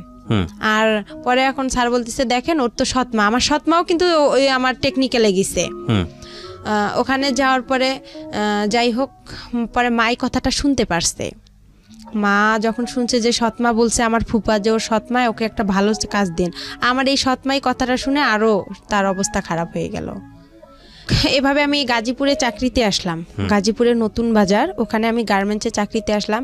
আসার পরে আলামিনের সাথে আমার কথা হয়, কথা হওয়ার পরে এভাবেই আমার প্রায় অনেক বছর গার্মেন্টসে আমি 2 থেকে 3 মাস চাকরি করি। করার পরে আমার ভালো লাগে না, সব মেয়েরা পালায় পালায় চলে যাচ্ছে আমার সাথে যে মেয়েরা গেছে। আবার কিছু মেয়ে দেখতেছি আমার সাথে যারা ওখানে আছে তারা একটা মেয়ের দুর্ঘটনা ঘটছে, আমি ওই দুর্ঘটনা দেখে আরো বেশি ভয় পাইছি যে আমারও না কি হয়ে যায়। পরে আলামিনকে বললাম যে এরকম অবস্থা, তো কইতেছে তুই চলে আয়, গার্মেন্টসে ভালো মেয়েরা যায় নাকি। পরে আমি ওখানে ঈদে ছুটি পাইলাম, ছুটি পেয়ে আমি কী করলাম, আমার যা জিনিসপত্র ছিল আমি সবগুলো নিয়ে চলে আসলাম। আসার পরে আবার আমি ইউসুফে গেলাম। ইউসুফে যাওয়ার পরে স্যারকে বললাম যে স্যার আমার তো ওখানে ভালো লাগতেছে না, আপনি আমাকে আবার একটা চাকরি দেন, আমি বাসায় কি করবো, নাহলে আমার বাসায় বিয়ে দিয়ে দিবে। পরে আলামিনও ছুটিতে আসলো, আসার পরে স্যার কি বলতেছে একটা মেয়ে আছে সেলিনা নাম, ওর সাথে তুমি কন্ট্যাক্ট করো, কন্ট্যাক্ট করলে দেখো একটা চাকরি পাইতে পারো। ও নারায়ণগঞ্জে ডাচ বাংলা প্যাক লিমিটেডে চাকরি করে, ওখানে ভালো ব্যাগের কোম্পানি, ওখানে যাও। পরে ওই মেয়েটার সাথে আমি যোগাযোগ করলাম, করার পরে মেয়েটা আমাকে নিয়ে গেল, আমি বলতেছি আপু আমাকে নিয়ে যাও। পরে আমার বাবা কী করলো, ওই মেয়েটা আমি ও ফের আরেকটা ওর বোনকে নিল, নেওয়ার পরে 3 জনে আমি চলে আসলাম নারায়ণগঞ্জে আসার পরে ওখানে আমার কয়েকটা দিন ডিউটি করলাম, 1 সপ্তাহ ডে 1 সপ্তাহ নাইট। ওখানেও আমার খুব কষ্ট লাগছিল, আমি ডিউটি করতে পাইতেছি না, হঠাৎ করে নাইট করব, খুব ক্লান্ত লাগতেছিল। বয়স কত আপনার যখন এই কাজগুলো করছেন? তখন আমার বয়স হাইয়েস্ট হলে আমার বয়সটা আমি বলতে পারবো না, কিন্তু কোন ক্লাসে পড়ার বয়স? 6-এ। 6-এ থাকা অবস্থায় ঘটনাগুলো ঘটছে। 6-এ তখন 1 বছর আমার গিয়ে হয়ে গেল, তাহলে 7 ক্লাস 6-7 এর বয়স, 7 বয়সের কথা। তখন এইভাবে আর কি মনে করেন ওখানেও যে ডিউটি করলাম, করার পরে এখন আমার বাসা থেকে আমার ফোন গেল, যাওয়ার পরে আমি ফোন গেল, আমার আলামিন ফোন দিল, দিয়ে বলতেছে তোর বাবা মা সারাসারি হয়ে গেছে। আচ্ছা, আমি শুনে অবাক হয়ে গেছি, আমি খুব ভেঙে পড়ছি। ভেঙে পড়ার পর আমাকে ওই সেলিন আপু বলতেছে যে তোমার কি হয়েছে একা। তো আমি বলতেছি আপু এরকম বিষয়, আমি এখন কোথায় যাব। আমি তাকে সব পুরো ঘটনাগুলো বললাম, সেও কষ্ট পাইতেছে, বলছে আচ্ছা তুমি কোনো টেনশন করো না, আমার বাসা আছে, তুমি এখানে চাকরি করতে থাকো। পরে আমি এই টেনশনে আর চাকরি করতে পারি না। আর আলামিনের সঙ্গে আমি দিন রাত কথা বলি, রাতের 8টা বাজে যদি ওর সাথে আমি কথা ধরি, আপনার দেখা যায় যে আমি ভোর 6টা পর্যন্ত ওর সাথে কথা বলতাম। আর কিন্তু ডিউটিতে যাইতে পারতাম না, পালায় থাকতাম, আমি ডিউটি করতে পারতাম না। আবার ওই হোটেলের যে খাবার আমাদেরকে কোয়ার্টার দিছিল, মেসের আন্টিদের খাবার আমি খাইতে পারতাম না। বাহির থেকে যে খাবার কিনে আনবো, আয়না ঘরে রাখতাম, রান্না করতে পারতাম না, সিরিয়াল দেওয়া লাগতো। যাই হোক, এভাবে করে আমার ওখানে 1টা বছর চলে গেল, কিন্তু ওখানে আমি কারোর সঙ্গে রিলেশন করলাম না। আমাকে অনেক ছেলে প্রপোজ করলো যে তুমি বিয়ে করো, স্যারেরাও খুব হেল্প করছিল যে আমরাই তোমাকে বিয়ে দিব।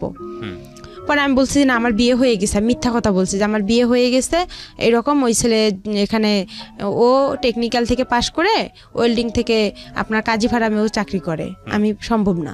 পরে আমি এভাবে ডিউটি করতে পারি না। পরে আলামিনের সঙ্গে কিন্তু আমার চুপে চাপে দেখা হয়, ও আসে রংপুরে, আমিও রংপুরে যাই আমার বান্ধবীর বাসায়, ওখান থেকে ওর সঙ্গে দেখা হয়। এভাবে দেখা হওয়ার পরেই ওর সঙ্গে আমার প্রায় 2-3 বছর চলে গেল। 2-3 বছর চলে যাওয়ার পর ওকে আমি বললাম যে আমাকে বিয়ে করো। তো বলতেছে যে বয়স এই বয়সে আমাদের বিয়ে হবে না। তখন আমি বললাম যে এই বয়সে বিয়ে হবে না, তাহলে তোমার কি প্রেমের বয়স হয়েছে? প্রেম করতে বলছে হ্যাঁ আমার প্রেমের বয়স হয়েছে, আমার বিয়ের বয়স হয় নাই। তখন ওই মেসের আপুরা যারা বড় আপু ছিল সবাই আমাকে বলতেছে যে দেখো একা, তোমার ওই ছেলে তোমাকে কখনোই বিয়ে করবে না। তারপরে যাই হোক এভাবেই চলে গেল। পরে আমি আবার রংপুরে চলে আসলাম। ওই ছেলে আলামিন আমাকে মেসে থাকার জন্য টাকা দিল, আমি লালবাগে মেসে উঠলাম। ডাইরেক্ট রংপুর থেকে সেলিনা আপু, যে আপু আমাকে নারায়ণগঞ্জে নিয়ে গেছে, ওই আপুর বাসায় আসলাম। আসার পরে ওখান থেকে ওর খালা মেসের বুয়া ছিল, পরে ওই বুয়াকে বললো যে খালা দেখেন এই মেয়েটাকে মেসে উঠানো যায় নাকি, মেসের লোক আমাকে নিবে না, মালিক বলতেছে মেয়ে তো পড়াশোনা করে না, আর আমাদের এখানে যারা পড়াশোনা করে তার ভার্সিটির মেয়েরা এখানে হোস্টেলে থাকে, এইভাবে থাকবে, আর এর টাকা কে দিবে। পরে খালা আবার বলতেছে দেখেন ওই মেয়ের বিয়ে হয়ে গেছে, শ্বশুর বাসা থেকে মেনে নিচ্ছে না, আপনি দেখেন একটু। পরে যাই হোক উনি আমাকে উঠাইলো, উঠার পরে 2-3 মাস আমাকে আলামিন মেসের সিট ভাড়া দিল, আমার খাওয়া খরচ দিল।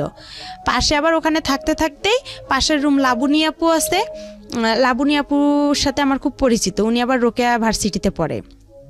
পরে আপুকে সব কথা বললাম। পরে আপু বলতেছে ওই ছেলে তোমাকে কখনোই বিয়ে করবে না, ও একটা ফালতু ছেলে, তুমি এসব বাদ দাও। পরে আমার কাছে একটা টাচ ফোন ছিল, ওই ফোনে ওর সাথে কথা হয়। পরে কিছুদিন ওর সাথে আমি কথা বন্ধ রাখি। ও আমাকে লাস্ট টাকা দিয়ে গেছে মেসের ভাড়া, দিয়েও আমার আর ফোন ধরে না। ওকে বলছিলাম যে তুমি আসো রাজবাড়িতে, আমি দেখা করব। আমার ভালো লাগতেছে না, আর একা একা থাকি, আরও খারাপ লাগে। সব আপুরা চলে যায়, আমি মেসে একাই থাকতাম ভাইয়া। পরে ওকে ডাকলাম, ও আসে না, ও ফোন বন্ধ করে রাখছে। পরে ওর খালাতো বোনের কথা বলে, দেখছো মরিয়ম অনেক ভালো, আমার ভাত উঠায় খাওয়ায়, এটা খাওয়ায় ওটা খাওয়ায় অনেক। পরে এইভাবেই ওর সাথে ওর বন্ধুকে বলা হয় সব কথা, যে ও এরকম করতেছে কেন, ও আমার সাথে কি, ও আমাকে বিয়ে করবে কি করবে না। এর ভিতরে আমি কাজী অফিসেও গেছিলাম যে বিয়ের খরচ কত টাকা লাগবে বা কি বিষয়। তারপরে ও আমার ফোন বন্ধ করে রাখছিল, ওর সিমটা একদম বন্ধ করে রাখছিল বা চেঞ্জ করছিল। এরপরে ওর কথা হয় না। পরে লাবণী আপু কী করলো, ওখান থেকে আমাকে আরেকটা মেসে দিল। ওই মেসের সিট ভাড়া বেশি। পরে বলতেছে তুমি এই মেসের সিট ভাড়া কম আছে, ওখানে যা 2-1 মাস থাইকে পরে চাকরি একটা খুঁজা, যে কোনো একটা দেখা যায় পার্লারের কাজ পাইলে তোমার আর কোনো সমস্যা নাই। পরে ওই মেসে গেলাম, ওই মেসেও আর আমাকে নিচ্ছে না। বলতেছে তোমার বাসা কই, কি কই। পরে আমি ঠিকানা দিলাম, আমার বাসা নীলফামারী, আমি মডেলে পড়ি। এই ঠিকানা অনুযায়ী আমি ওখানে থাকলাম। থাকার পরে 1 মাসও থাকলাম না। থাকার পরে লাবণী আপুর সাথে আবার যোগাযোগ করলাম যে আপু দেখেন। পরে পার্লারের কাজের জন্য লাবণী আপু, আমি আর একটা আপু, হাসি আপু ছিল, 3 জনেই ওরা আমাকে একটা চাকরির জন্য খুব চেষ্টা করলো। পরে সারাদিন হাঁটাহাঁটি করলাম, কোনো পার্লারে নিচ্ছে না আমাকে। আমি কাজ জানি না, আর ছোট মানুষ, বলতেছে ও কী কাজ পাবে, এ বয়সেও কাজ পাবে না। পরে এই কথা বলার পরে আমি আবার কি করলাম, ওরা লাবণী আপু বলতেছে একটা পাইলাম, পার্লারে একটা কাজ পাইলাম, ওনার নাকি মেয়ে নাই। তো বলতেছে আমারও তো মেয়ে নাই, আর আমার যে মেয়ে পার্লারে কাজ করে উনিও ধর্ম মেয়ে ওনার। তো বলতেছে আচ্ছা ওই মেয়ে আবার আমাকে নিবে না, যার পার্লার সে আমাকে নিবে না। বলতেছে না আমি তোমাকে নিব না। প্রথমে বলছে নিবে, তারপরে বলতেছে যে না নিবে না। পরে এখন আমি যে বলছে নিবে, তে আমি কি করলাম, তাড়াতাড়ি করে মেসে গেলাম। গিয়ে আমার যে বালিশ খেতা ছিল, কাপড় চোপড় ছিল, আমি ওগুলা নিয়ে রিক্সা নিয়ে তাড়াতাড়ি করে ওনার বাসা রওনা দিলাম। লাবণী আপু বলতেছে আচ্ছা তুমি দ্রুত চলে আসো, যখন না নিবে ওরা তো তোমাকে বের করে দিতে পারবে না, ওখানেই থাকবা তুমি। পরে আমি চলে আসলাম, হাফ রাস্তায় আসছি, ওই আপু আমাকে ফোন দিছে, দিয়ে বলতেছে যে না তুমি আইসো না, তোমাকে আমি নিব না, আমার লোক আসছে। পরে আমি বলছি আপু আমি তো বাসায় আপনার এসে গেছি, লালবাগ রেলগেটে ওনার বাসা। পরে আমি ওনার বাসা উঠলাম, ওনার বাবা মা খুব ভালোবাসলো আমাকে, বলতেছে আমাদের মেয়ে নাই, একটা মেয়ে, তুমিও আর একটা মেয়ে, আমাদের 2টা মেয়ে হয়ে গেল এখন। এভাবে বলার পরে ওখানে 2-3 দিন আমি পার্লারে, উনি আমাকে কাস্টমার আসে ওদের আমি একটু খেয়াল রাখি, কাজ করি, ঝাড়ু টাড়ু দেই। এভাবে যাওয়ার পরে রাতে একদিন আলামিন আমাকে ফোন দেওয়ার পরে বলতেছে তুমি কি মরো নেই? তা আমি বলছি আমি তো বিষ খাইতে ধরছিলাম, আমি মিথ্যা কথা বলছি যে আমি বিষ খাইছিলাম, এরকম অনেক পুলিশ টুলিশ আসছিল, আমি তোমার নাম বলে দিছি ওকে আর কি, এভাবে বলছি। ওই আমার পাশে যে ওই আপুর ফির একটা মেয়ে শুয়েছিল, ও আবার কি অনেক রাতে কথা বলছে, 12টা-1টার দিক দিয়ে, ও এই কথাগুলো সম্পূর্ণ শুনে ফেলে সকালবেলা ওদেরকে বলে দেয়। যার পরে ওরা আমাকে আর রাখবে না বলছে। তখন আমি কি করলাম, লাবণী আপুর কাছে গেলাম। ওরাও ভয় পাইছে যে ওর যেহেতু ওখানে জায়গা হচ্ছে না, ও তো আমাদের কাছেই চলে আসবে। পরে আপুরা আর আমার ফোন ধরে না, আমি মেসে গেলাম, যার পরে বললাম সব কিছু। বলতেছে তুমি বাসায় চলে যাও, তোমার বাসায় চলে যাও। পরে ওখান থেকে আমি বাসায় চলে আসলাম, আমার মার কাছে আসলাম। আমার মার আবার কি করছে, আবার ওরা একসঙ্গে হয়েছে, এর মাঝে যে ছাড়াছাড়ি হয়েছে, হওয়ার পরে তারা আবার একসঙ্গে হয়েছে, আমি কিন্তু জানি না। কিন্তু তাদের সাথে আমার 2-1 দিন কথা হয়েছে। হওয়ার পরে তাদেরকে আমি বললাম যে আমি তো এরকম নারায়ণগঞ্জ থেকে চলে আসছি। প্রথমে জিজ্ঞাসা করে তুমি কতগুলো টাকা ইনকাম করছো, আমার বাবা আর আমার মা জিজ্ঞাসা করে। তো আমি কই আমি তো অসুস্থ ছিলাম, আমি পারিনি ইনকাম করতে। তখন আমার মা কয় আমার ভাইয়ের ছেলের সাথেই তো সারাদিন কথা বলো, তো ইনকাম করবা কই থেকে? তখন আমি বললাম আমি অনেক অসুস্থ, আমি বাসায় যাব। পরে তারা বলতেছে আচ্ছা ঠিক আছে আসো। পরে যাই হোক আমি বাসায় আসলাম, আসার পরে আবার আমাকে ঢাকায় পাঠানো হইলো গার্মেন্টসে। আমার মা বলতেছে বাসায় থেকে কি করবা? পরে ওখানে আমার এক চাচা চাচি আছে, ওনাদের কাছে গেলাম ভাই, আমি যাই ওখানে গার্মেন্টসে ভর্তি হইলাম। গার্মেন্টসে চাকরি পাইলাম না, হ্যাঁ চাকরি পাইনি, না পাওয়ার কারণে অনেক কয়েকদিন ঘুরলাম, আমাকে কোথাও নিচ্ছে না। ওখানেও বলতেছে আমি ছোট। ওখানে আবার কয়েকদিন থাকলাম, থাকার পরে ওখানেও এক ছেলেকে পছন্দ করলাম, যে আলামিন তো আমার সাথে সম্পর্কই করতেছে না। তো ওখানে আর এক ছেলেকে পছন্দ করছিলাম, এটা আমার দাদাবাড়ির এলাকারই, নাম রতন ছিল, ছেলেটা ইন্টার পাস ছিল। ও আর কি বাসা থেকে রাগ করে গার্মেন্টসে কাজের জন্য গেছিল। পরে আমার সাথে দেখা হয়, ওকে আমি আর কি বলি যে আপনাকে আমার খুব ভালো লাগে, আমি আপনার সাথে রিলেশন করতেছি, আমি এইভাবেই ডাইরেক্ট ওনাকে বলছি। তো উনি আবার কি করছে, ওর যে ভাই ছিল, ওর খালাতো ভাই, ওর বাসার আমার বাসা একসঙ্গে, ও আবার আমার বড় আব্বার ছেলে হয়, ওর খালাতো ভাই। পরেও বলছে ও তো আলামিনের সাথে এরকম হয়ে গেছে। পরে রতন বলতেছে না আপনি যেহেতু আগে রিলেশন করছেন আমার পক্ষে সম্ভব না। তখন ওটাও আমার ক্লোজ হয়ে গেল। পরে আমি চাকরি পাইতেছি না। পরে আমার কি ওই যে চাচা চাচির কাছে আমি থাকি, ওনারা আবার কি করলো, আমাকে ওই যে চাচার কাছে আমি প্রথমে গেছি, সে চাচা আমাকে রাতের বেলা, আমি তো চাকরি পাইনি, ওনার মেয়ে আছে, ওয়াইফ নাই, ওয়াইফ সাইরা দিছে, মেয়েটা আমার সাথে একটু বড় হবে 1 বছর, ও গার্মেন্টসের চাকরি পাইছে। ওর বাবা হঠাৎ করে রাতের বেলা মেয়েটা ঘুমাইছে, উনি আইসা হাত দিতে চাচ্ছে মানে মুখে, মনে করছে আমি অনেক ঘুমাই গেছি, কিন্তু আমি তো ঘুমাইনি। তখন আবার আমি হচ্ছে ফেসবুকও চালাইতাম হালকা পাতলা, অতটা বুঝতাম না, মেসেঞ্জার করতাম বা নাটক টাটক দেখতাম। উনি পরে আমি ওখান থেকে বাসায় ফোন দিলাম রাতেই যে বাবা এরকম এরকম উনি এরকম করতেছে চাচা। পরে কী করলো, ওখান থেকে আমাকে আরেক চাচার বাসায় পাঠানো হলো। পরে বলতেছে দেখেন আমার মেয়েটাকে নেন, ওকে একটা চাকরি দেন, গার্মেন্টসের চাকরি। পরে ওখানে থাকলাম, ওই রতনের সাথে যে সম্পর্ক করতে চাইছিলাম, এটা আর কি আমার চাচা চাচি জানাই গেছে, বলতেছে এই মেয়ে তো বেদব।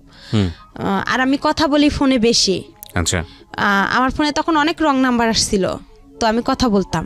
পরে আমার যে চাচা চাচি ওটা পছন্দ করতো না, পরে আমাকে কি করলো, ওখান থেকে ওরা বাসায় পাঠার কথা বলছিল। পরে আমি ওখানে পেপারে দেখলাম ফার্মে, কাজী ফার্মে নিয়োগ দিছে।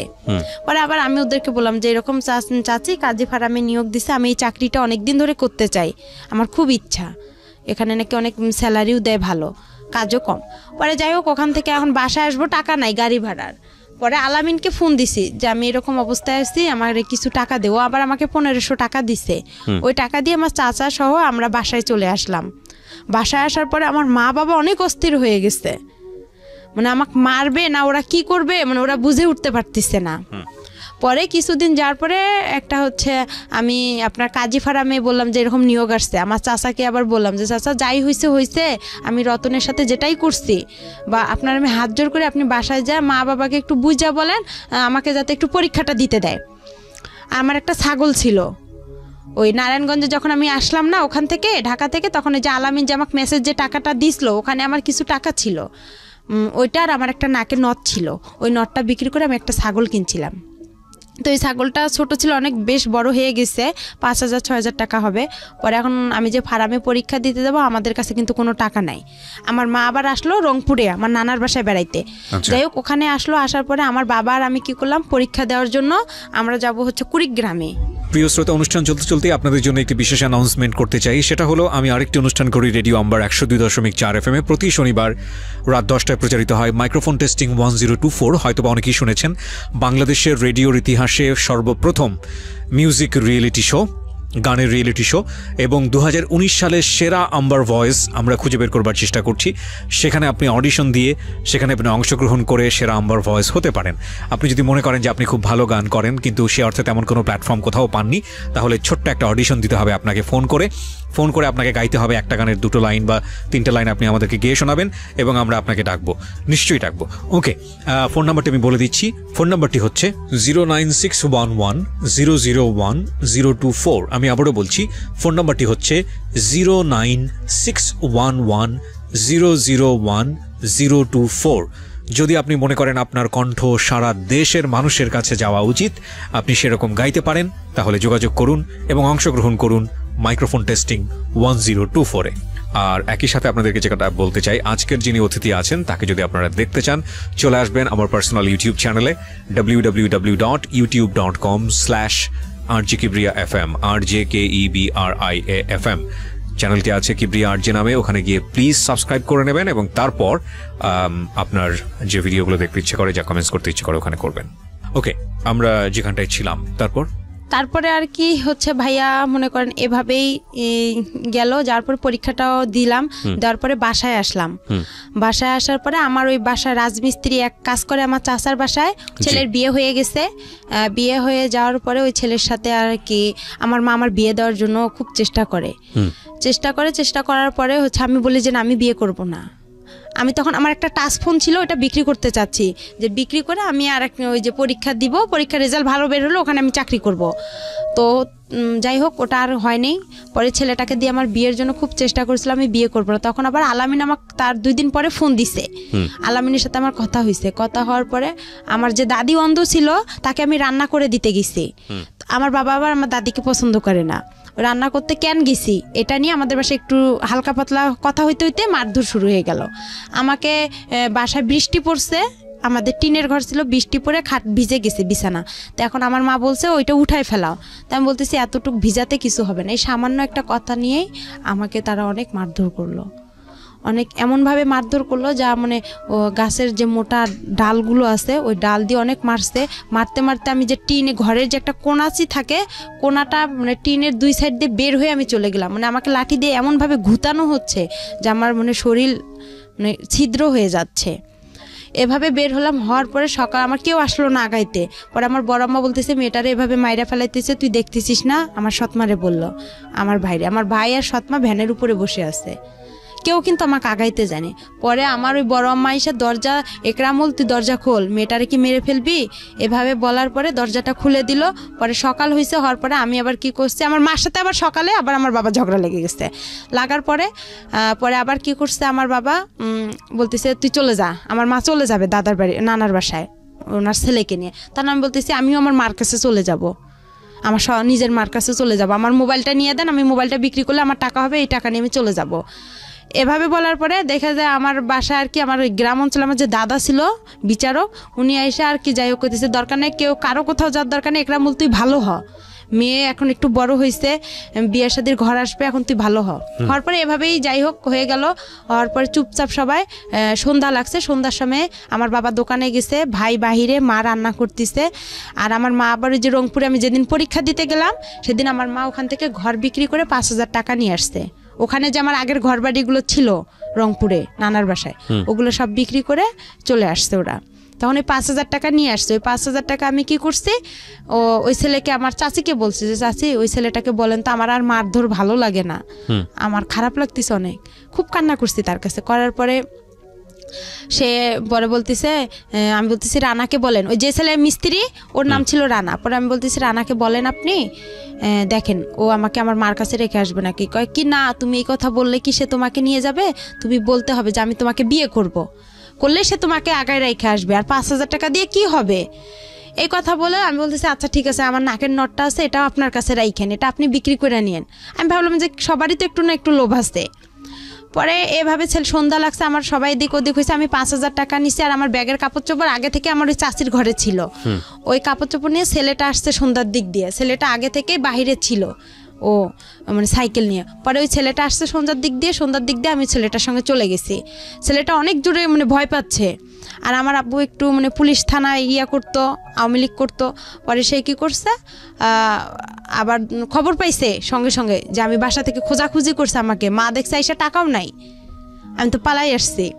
পরে ছেলেটা অনেক জোরে সাইকেল চালাইতে এক বাসায় এসে বলতেছে একে একটু ভ্যানে উঠাই দেন। পরে আমাকে ওখানে আবার অনেক পুলিশ, গ্যাঞ্জাম হচ্ছে রাস্তায়। ছেলেটা আবার খুব ভয় পাইতো, মানে একটু মূর্খ ছিল, খুব পুলিশ ভয় পেত।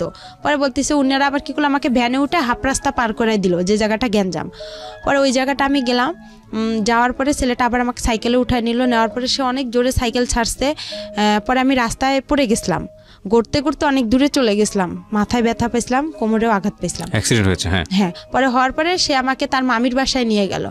নিয়ে যাওয়ার পরে তার মামাতো বোনেরা আমার ব্যাগটা খুলে দেখলো কি আছে। যখন 500 টাকা নোট ছিল, গ্রাম অঞ্চল, 5,000 টাকা পাইছে তারা মানে খুবই একদম খুশি হয়ে গেল। পরে আমি বলতেছি যে আমার মাথায় পানি ঢালা হইলো, আমাকে পানি খাওয়ানো হয়েছিল। হওয়ার পরে আমি একটু হালকা ভালো লাগতেছিল। পরে বলতেছে ছেলেটা আমার ঘরে একাই, ওরা সবাই বের হয়ে ছেলেটাকে আমার ঘরে রেখে আসছে। পরে ছেলেটা আমার গায়ে টাচ করতে চাচ্ছে। আমি বলতেছি আপনি আমাকে টাচ করবেন কারণ আপনাকে আমি বলছি যে আমার মার কাছে রাখতে হবে। তো বলতেছে আপনি না বলছেন আপনার চাচিকে বিয়ে করবেন আপনি আমাকে। আমি বলতেছি আমি তো একটা ছেলেকে সম্পর্ক করি, আমি একটা ছেলেকে খুব ভালোবাসি, আর আমি আপনাকে বিয়ে করতে পারবো না, আর আপনাকে আমার ভালো লাগতে হবে। আমি তাকে এভাবে বুঝাই বলছি। আপনি কেন বুঝতেছেন? আমার সৎমাও তো আপনার সাথে বিয়ের কথা বলছে, আমি তো বলেই দিচ্ছি যে না, আমি আপনাকে বিয়ে করতে পারবো না। তারপরে বলতেছে যদি না হয়, তার মামা বলতেছে, আমার ওই মামা শ্বশুর বলতেছে তাহলে তোমার বাবাকে ডাক দেব। পরে আমি বলতেছি বাবার যদি ডাক দেয় তাহলে তো আমার অবস্থা আরও খারাপ আছে, তাহলে আমার দুনিয়াতেই রাখবে না, তাহলে আমার কি হবে। পরে এখন ওই রাতেই যাই হোক ওরা আমাকে ওই রাতের 1টা বাজে ওরা আমাকে কাজী অফিসে নিয়ে গেল, নিয়ে যায় ওখানে আমার বিয়ে পড়াবে। পরে এখন কবুল বলতে বলছে তখন আমি একটা কবুল বলছি, আর বাকি 2টা বলি নেই, না বলে আমি ইচ্ছা করেই আমি ওখানে মাথা ঘুরে পড়ে গেছি। পড়ে যাওয়ার পরে আধা ঘন্টার মতন আমি নিঃশ্বাস নেই না, মানে ওরা আমার কাছ থেকে যখন সরে যায় আমি তখন নিঃশ্বাসটা নিয়ে আবার নিঃশ্বাস বন্ধ করে রাখি। এভাবে আর কবুল বলিনি। পরে কাজী বলতেছে কবুল বলতে হবে না, আর আপনারা নিয়ে যান, সমস্যা নাই। পরে তার বাসায় আর সরাসরি আনে, তার বোনের বাসায় রাখছিল আমাকে। ওখান থেকে সকালবেলা আমাকে ওই ছেলে নিয়ে আসছে। পরে নিয়ে আসার পরে দেখি ছেলেটা মানে মূর্খ তো একদম, একগুলো জুতা পরছে অনেক বড় বড়, একটা পাঞ্জাবি পরছে অনেক ঢিলা, অনেক কীরকম। আমার কাছে খুব খারাপ লাগছিল যে এই ছেলে এসব পরছে কেন। আবার ওই যে বরের যে টুপিগুলো মাথায় দেয় ওগুলো পরছে। আমি বলতেছি এটা কি কোনো পাগল না আশ্চর্য, যেগুলো কি। আমি কিন্তু ভাই গ্রামে সেরকম বড় হয়নি, আমি যে সৎ নানার বাসায় বড় হয়েছি, মানে একটা ভালো ফ্যামিলিতে বড় হয়েছি। অত্যাচার হলেও একটা মানে পরিবেশ বুঝতে পেরেছি। হ্যাঁ, তারপরে আর কি আমি ওসব আমার কাছে খুব খারাপ লাগছে। আয়সা দেখলাম ওদের বাসা আসলাম, সবাই বলতেছে যে আসতেছে, বলতেছে এই মেয়েটা কে, কই থেকে আসছে, এত সুন্দর মেয়ে।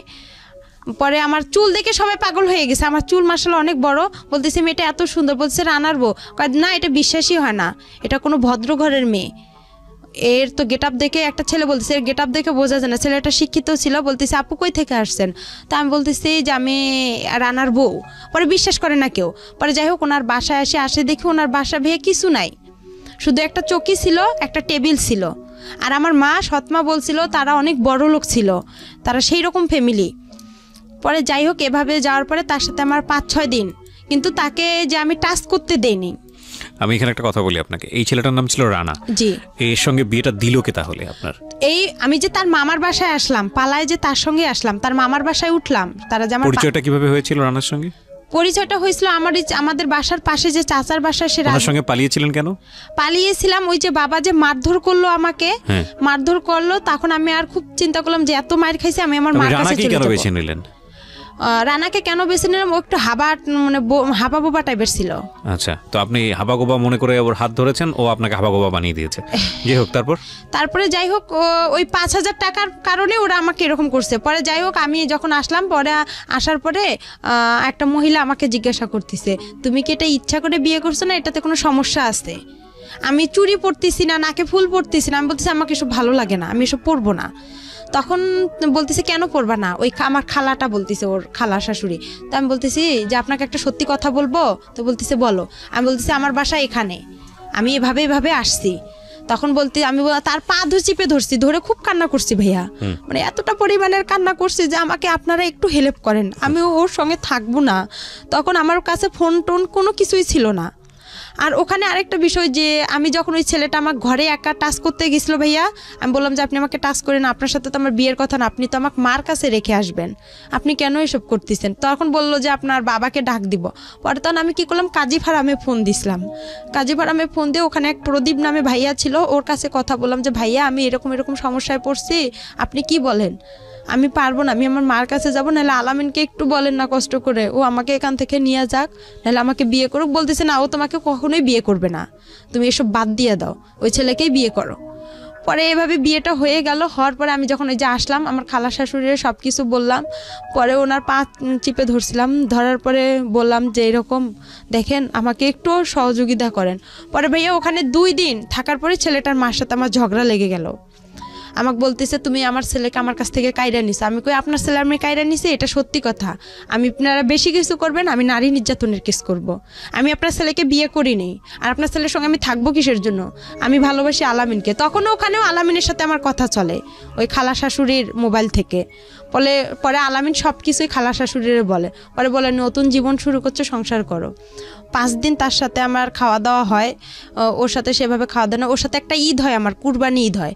কুরবানি ঈদে সে আমার কোনো কাপড় চোপড় এনে দেয় না, শুধু আপনার কম দামি একটা জামা, একটা সালোয়ার এনে দেয়, ওইটা দিয়ে আমি ঈদ করি। করার পর আমি বলছি ঈদের পরে ওকে আমি ছেড়ে চলে যাব, আমার খালা শাশুড়িকে বলছি। এই নিয়ে আমার বিচারও বাসায় বসছিল। পরে আমার বাবা মাও মাইনা নিছিল ওই ছেলেকে নিয়ে। আমার বাবা মা বলছিল আচ্ছা ঠিক আছে মেনে নিছি আমরা। পরে বলার পরে কয়েকদিন পরে ঝগড়া লাগার পরে আমার বাবার বাসা থেকে লোক আসলো, গ্রাম থেকে লোক আসলো। পরে এখন আমার বাবা আমার সাথে কথা বলে, কয় কি ওকে এখনই ছাড়ার দরকার নাই, ওই কাবিননামা কত করছে? আমি বলি কাবিননামা 1 লক্ষ টাকা করছে। কয় ওই 1 লক্ষ টাকা আমরা ওর কাছ থেকে নিব, নিয়ে তোকে নিয়ে আসবো। আমার বাবা এবার একটু লুবি টাইপের। সে যখন ওই কথা বলল তখন আমি আবার কি করলাম, বলতেছি না, আমি মনে মনে চিন্তা করলাম যে আমার বাবার এই কথা শুনলে আমার এই জীবনটা নষ্ট হয়ে যাবে। পরে আমি খালা শাশুড়ি আর ছেলেটাকে ভয় দেখাইলাম যে আমি নারী নির্যাতনে কেস করবো, নাহলে আমি ফাঁসি নোটকে মরে যাবো এখানে, আপনি আমাকে ছেড়ে দেন, নাহলে আমি আপনাকে ছেড়ে দিব। তো পরে বলতেছে না, আপনি আমাকে ছেড়ে দেন, আমি আপনাকে ছেড়ে দিতে পারবো না, কেন আপনার বাবা থানা পুলিশ করে, পরে আমার একটা সমস্যা করবে, এগুলোকে করবে, আমার পক্ষে সম্ভব না, এভাবে বলতেছে। পরে যাই হোক বলার পরে আমি কি করলাম, একদিন 2-3 দিন পরে বিচার সালিশ হয়ে গেল। হওয়ার পরে চুপ করে আমার খালা শাশুড়িকে বলছি যে আমি ওকে সাইরা দিতে যাব কুরবানি ঈদের 2-3 দিন পরে। পরে বলার পরে ওই ছেলেটাকে নিয়ে আমি রংপুরে আসলাম কোর্টে আসার পরে ওকে আমি ওখান থেকে কোর্ট তালাক করছি। পরে ওখানে উকিল বলতেছে এই বিয়ে দিছে কে, এই বিয়ে যে দিছে তার আগে জেল হওয়ার দরকার। পরে ওখানেও আমি খুব কান্নাকাটি করি তাদের কাছে। কান্নাকাটি করার পরে ছেলেটা আবার কী করলো, আমার যে 5,000 টাকা ওরা নিছিল, আমি বলছি আমি তো আপনার সাইরা দিতে গেলে আমার তো টাকা লাগবে, কিন্তু আপনি আমাকে ফুল টাকা 5,000 দিবেন, আমি ওই টাকা নিয়ে আমার যেখানে মন চাই আমি সেখানে চলে যাব, তখন তো আর আমার বাবা আপনার কিছু করতে পারবে না। পরে ওখানে ওকে আমি কোর্ট তালাক করে আমি কি করলাম, আমার মার বাসা আমি এতটুকু জানি, আপনার বগুড়া দুপচাচি আসলাম ঠিকানা খুঁজতে খুঁজতে। আইসা বললাম আমার মার নাম বলছি রোকেয়া। আর রোকেয়া বলার পরে তখন আপনার আসল মা? হ্যাঁ, আসল মার কাছে আসলাম। কত বছর বয়সে? তখন আমার বয়স হবে হয়তো 8-এ পড়েন আপনি, ওই সময়ের বয়স মানে 14 থেকে 15 বছর বয়স। হ্যাঁ, এই জীবনের প্রথম আসল মাকে দেখতে যাচ্ছেন। হ্যাঁ, ওকে, তারপর মার কাছে আসলাম। ওখানে খুঁজতে খুঁজতে আসার পরে মাকে এসে সবকিছু বললাম যে আমার এরকম একটা বিয়ে হয়ে গেছে, এরকম। আমার মা আবার আমার বাবাকে ভয় পাচ্ছে, অনেক ভয় পাওয়ার কারণে পরে আর কি যাই হোক ভয় পাইতেছে। পরে আমি বলতেছি কিছু হবে না, কোনো সমস্যা না। ভয় পাচ্ছে আমার বাবা থানা পুলিশ করে, সে যদি আবার কেস করে আমার মার উপর। আর আমার মার উপর কেস করেছিল আপনার বাবা? হ্যাঁ। কিসের কেস? এর আগে কেস করছিল, এটা আমি মাঝখানে বলতে পারিনি ভাইয়া। কেস করছিল এর আগে, আমার ছোটবেলা আমার মা আমাকে নিয়ে আসছিল, ও সেই কারণে কেস করছিল। আপনার মা এই জন্য ভয় পাচ্ছে যে তুমি আবার আসলা, এই কারণে আবার কেস টেস না। হ্যাঁ, আবার কেস টেস করে, আমি এসব জড়াইতেছে না। আর আমার মা তখন আবার বিয়ে করতে চাচ্ছে। আপনি যখন গেছেন তখন বিয়ে করতে চাচ্ছে? হ্যাঁ, আমার মা আবার বিয়ে করতে চাচ্ছে। ওকে, তারপর বিয়ে করতে চাচ্ছে। একটা জিনিস খেয়াল রাখবেন, একটা কথা আছে না যে ওই গানটার মতো জলে ভাসা পদ্ম আমি, ঠিক জলে ভাসা পদ্মের মতো গল্পটা আসলে। একটা মেয়ে যদি ফ্যামিলি না থাকে তাহলে সে কিভাবে কোথায় যায়, এবং ভাসতে ভাসতে তার কোথাও ওঠাই হচ্ছে না, না নিজের বাবার কাছে, না সৎ মায়ের কাছে, না নিজের মায়ের কাছে, এবং পরিবার তো নাই, সমাজ তো আরও অনেক জটিল একটা জায়গা। এগুলো আসলে নতুন না জীবন গল্প, এটা বহুবার এসছে, বিভিন্ন অ্যাঙ্গেল থেকে এসছে। সমাজের বিভিন্ন শ্রেণীর মানুষের গল্প বিভিন্নভাবে উঠে আসে, কিন্তু একটা মেয়ে নির্যাতিত হলে সে যে ক্লাসেই বসবাস করুক না কেন তার গল্পটা আসলে সেম। বলেন তারপরে যাই হোক ওখানে আসলাম, মা সবাই আমাকে ভয় পাচ্ছে, তো বড় হয়ে গেছি, টাকা পয়সা অনেক লাগবে, অনেক কিছু বিষয় আছে এখানে। তখন মা কি করলো, বলতেছে দরকার নেই। তখন আমার মার ফোনে আবার একজন ছেলে ফোন দেয়, তখন আরও বেশি কষ্ট লাগলো। আরে আমি তো মার বয়সের, এগুলা কাজ করার কথা আমার, আর এই কাজগুলো আমার মা করতেছে, খুব কষ্ট লাগছিল। লাগার পর আমার মা কি করলো, আমার মামির কাছে পাঠাই দিল, খিলগাঁও তালতলা, এখানে আবার আমার মামি থাকে, উনিও গার্মেন্টস করে, ওখানে পাঠাই দিল। দেওয়ার পরে ওখানে মামির কাছে আসলাম। আসার পরে মামির ওখানে আসলাম, মামিও মনে করেন চাকরি করে গার্মেন্টসের। আর ওই মামির ছোট মেয়ে আছে, উনি আবার হচ্ছে ডাক্তারি চাকরি করে, কিন্তু ওরা একটু লুবি টাইপের। আমার মা আবার রিং দিছিল আমার কানের। আমি যখন আমার নিজের মার কাছে গেলাম ভাইয়া, তখন আমার মা রিং, নুপুর দিছিল, একটা আংটি, চেন, মানে আর কি জিনিস, স্বর্ণের জিনিস দিছিল। তখন এগুলো আর কি করলো, আমার মামি বিক্রি করলো। আমি তো গার্মেন্টসে চাকরি পাইতেছি না, তখন চাকরি হচ্ছে না। পরে কি করলো, আমার সাথে খুব ঝগড়াঝাটি হয়ে গেল, খুব অশান্তি শুরু হইলো। অশান্তি হওয়ার পরে আমার মামাতো বোনটার কাছে গেলাম, আমার মামাতো বোনের বিয়ে হয়েছে আবার ওখানেই, ওনার মেয়ের। পরে ওনার কাছে গেলাম, যার পর ওনার শ্বশুর শাশুড়ি আমার খুব ভালোবাসলো, অনেক আদর টাদর করে। থাকার পরে ওখানে দেখা যায় 1 মাস থাকলাম, থাকার পরে আমার চাকরি হচ্ছে না, মামি কি খাওয়ায় না খাওয়ায়, এই এক কথায় দুই কথায় তার সাথে আমার খুব অশান্তি শুরু হয়ে গেল। আর একটা জিনিস, আমার মামা আসতো, আমার মামার আবার ছিল 2টা বউ, বড় বউ ছিল, উনি আবার ছোট বউ, আমি ছোট বউয়ের কাছে ছিলাম, ওখানে আসতো। তো আমি যে ভাগ্নি, তারা যে একটা ফিজিক্যাল রিলেশন হইতো, এটা আমার খুব খারাপ লাগতো। আমি তো তাদের মেয়ের বয়সের, আমার সামনে করতো, আমি তো বুঝতাম, হালকা পাতলা বুঝতাম, কিন্তু তারা বুঝতো না যে আমি তার ভাগ্নি বা তার ননদের মেয়ে। এগুলো আমি কি করতাম, আশেপাশে যে ভাড়াটা ছিল তাদের কাছে বলতাম। তারা আবার কি করতো, অনেকে ভালো ছিল অনেকে খারাপ ছিল, এইটা নিয়ে আবার আমার মামির সাথে ঝগড়া হইতো। হওয়ার পরে এক কথায় দুই কথা আমার মামি আমাকে বলছে তুই চলে যা। তখন আমি চিন্তা করছি আমি কই চলে যাব। তখন আমি কি করলাম, ওই যে আমার যে মামাতো বোন আছে ওর বাসা হচ্ছে আপনার মগবাজারে, ওই মগবাজারে ওর আবার শাশুড়ির বাসার পরের আর একটা বাসা আছে, ওই আন্টিকে বললাম যে আন্টি এরকম ওখানে তো আমার হচ্ছে না, তো আপনি আমাকে এদিকে একটা মেস ভাড়া করে দেন, আমি যাই হোক যা বিক্রি করে হলেও দিব, আমার যা কাপড় চোপড় আছে বা যাই হোক মানুষের বাসায় কাজ করে হলেও থাকবো, কিন্তু ওখানে আমি থাকতে পারবো না। আর আমার মামির মানে কিছু রং ছিল। তারপরে যাই হোক এভাবে আমি ওখান থেকে ওখানে আরেকটা বাসায় আসলাম। আসার পরে ওখানে আর আমি কি বিদেশ যে মানুষ পাঠায় বিদেশ বাসা পাইলাম, মামির বাসা থেকে আরেক মেসে আসলাম। ওই মহিলা আবার আমাকে নিবেন, ওখানে আমার মামাতো বোন আমাকে অনেক মারছিল। মারার পরে ওই ওখানে আসলাম। আসার পরে আর কি যাই হোক ওখান থেকে আমি এক গার্মেন্টসের চাকরি পাইলাম। পাওয়ার পরে আবার আমি কি বিদেশে যে মহিলাদেরকে পাঠায় মেয়েদেরকে, তা আমি এতটা বুঝতাম না। পরে ওখান থেকে মানুষের খোঁজে পাইলাম যে মেয়েদেরকে বিদেশে পাঠায় আপনার ডান্সের জন্য। তো আমি আবার ডান্স পারি, তা আমি ভাবলাম যে আমি যদি ডান্সে যাই দুবাইয়ে তাহলে তো আমি ভালো টাকা ইনকাম করতে পারবো, আমি তো ডান্স পারি। পরে ওই আমি যে বাসা থেকে ওই বাসায় আন্টি বলতিছে যে তুমি খারাপ জায়গায় যাবা, আমার বাসা থেকে এখনই চলে যাও, বের হয়ে যাও। তখন আমি আবার ওই কাজী ফারামে আলামিনের সাথে আমার সব বন্ধ হয়ে গেল। এই আপনি বর্তমানে আপনার হাজবেন্ডকে নিয়ে স্টুডিওতে আসছেন, ওনাকে বিয়ে করেছেন কত বছর যাবত? ওনার বিয়ে করে আমার 3 বছর হয়ে গেছে। 3 বছর হয়ে গেছে। এনার সঙ্গেও কি আপনার এই ভদ্রমহিলা যার গল্প বলছিলেন তিনি বিয়ে দিয়ে দেয়? হ্যাঁ, তিনি আমাকে বিয়ে দিয়ে দিয়েছে। তো ইনি বিয়ে দিয়ে দেয় এবং 3 বছর সংসার করছেন তার সঙ্গে। তিনি কি জানে, পুরো গল্পটা জানে আপনি আজকে যেটা বললেন এখানে? হ্যাঁ, সে পুরো আমার ইতিহাসটা জানে, আমি তাকে সম্পূর্ণ খুলে বলছি। আর সে আমার একটা কথার কারণে নাকি সে আমাকে বিয়ে করছে। তাকে সেটা কথা হচ্ছে আমার যে বিয়েটা ভাই এখানে আরেকটু তার সাথে যে আমার বিয়েটা হয়েছে, আমার ওই মামা শ্বশুর আমাকে দেখতে আসছিল, আমার হাজবেন্ড সহ দেখতে এসে আমার মামা শ্বশুর কথা উঠাইছে যে তোমার বাড়ি কই, কি কথার জন্য বিয়ে করেছে সেটা বলেন, আমি স্টোরি দিতে যাচ্ছি না। কি কথার জন্য সেটা হচ্ছে সে চলে গেছে আমাকে দেখার পরে, সে চলে গেছে। যাওয়ার পরে সে বলতিছে হচ্ছে আমি তাকে একটা মেসেজ করছি যে আমাকে কি আপনি ভুলে গেছেন। সে এই কথার কারণে নাকি আমাকে বিয়ে করছে, সে আমাকে অসহায় দেখে বিয়ে করছে। আপনার সব স্টোরি কি জানতো আগে, বিয়ের আগে যে ঘটনাগুলো ঘটেছে সেগুলো কি জানতো? তাকে আমি বিয়ের আগে সম্পূর্ণ বলছি যে আমি এরকম অবস্থা আমার। ওনার ফ্যামিলি আছে, ওনার বাবা মা সবাই জানে আপনার সম্পর্কে? না, ওরা কেউ জানে না। এই ছেলেটা কি করে আপনার হাজবেন্ড? আমার হাজবেন্ড হচ্ছে রিক্রুটিং এর মালিক। রিক্রুটিং বললে বিদেশে যে লোক পাঠায় উনি। আচ্ছা, তো এই 3 বছর যাবত সংসার করছেন আপনি, আপনার আগেও একটা বিয়ে ছিল সেটাও জানে। জি। তো সবকিছু মিলে কেমন আছেন আপনি? সবকিছু মিলা আমি মোটামুটি বেশি ভালো নেই। এই জন্যই আমি চাইছিলাম যে আমার হাজবেন্ডকেও আজকে আমি এখানে রাখতাম। কেন ভালো নেই? সে আমাকে এত কিছু থেকে বঞ্চিত কেন করছে? সে তো আমাকে অসহায় দেখে বিয়ে করছে। এত কিছু থেকে বঞ্চিত করেছে বলে? এত কিছু থেকে আমি কি তার কাছে কি কোনো প্রাপ্য পাবো না? কি বঞ্চিত করেছে? সে আমাকে ঠিকভাবে দিচ্ছে না তেল সাবান। বিয়ের আগে প্রথমে, বিয়ের পরে সে আমাকে খুব ভালোবাসতো, তারপরে সে আর আমাকে ভালোবাসে না। কেন সে আমাকে ভালোবাসতে পারতেছে না? ভালোবাসে না বললে এভাবে বললে তো হবে না। আপনি তার সঙ্গে হ্যাপি না?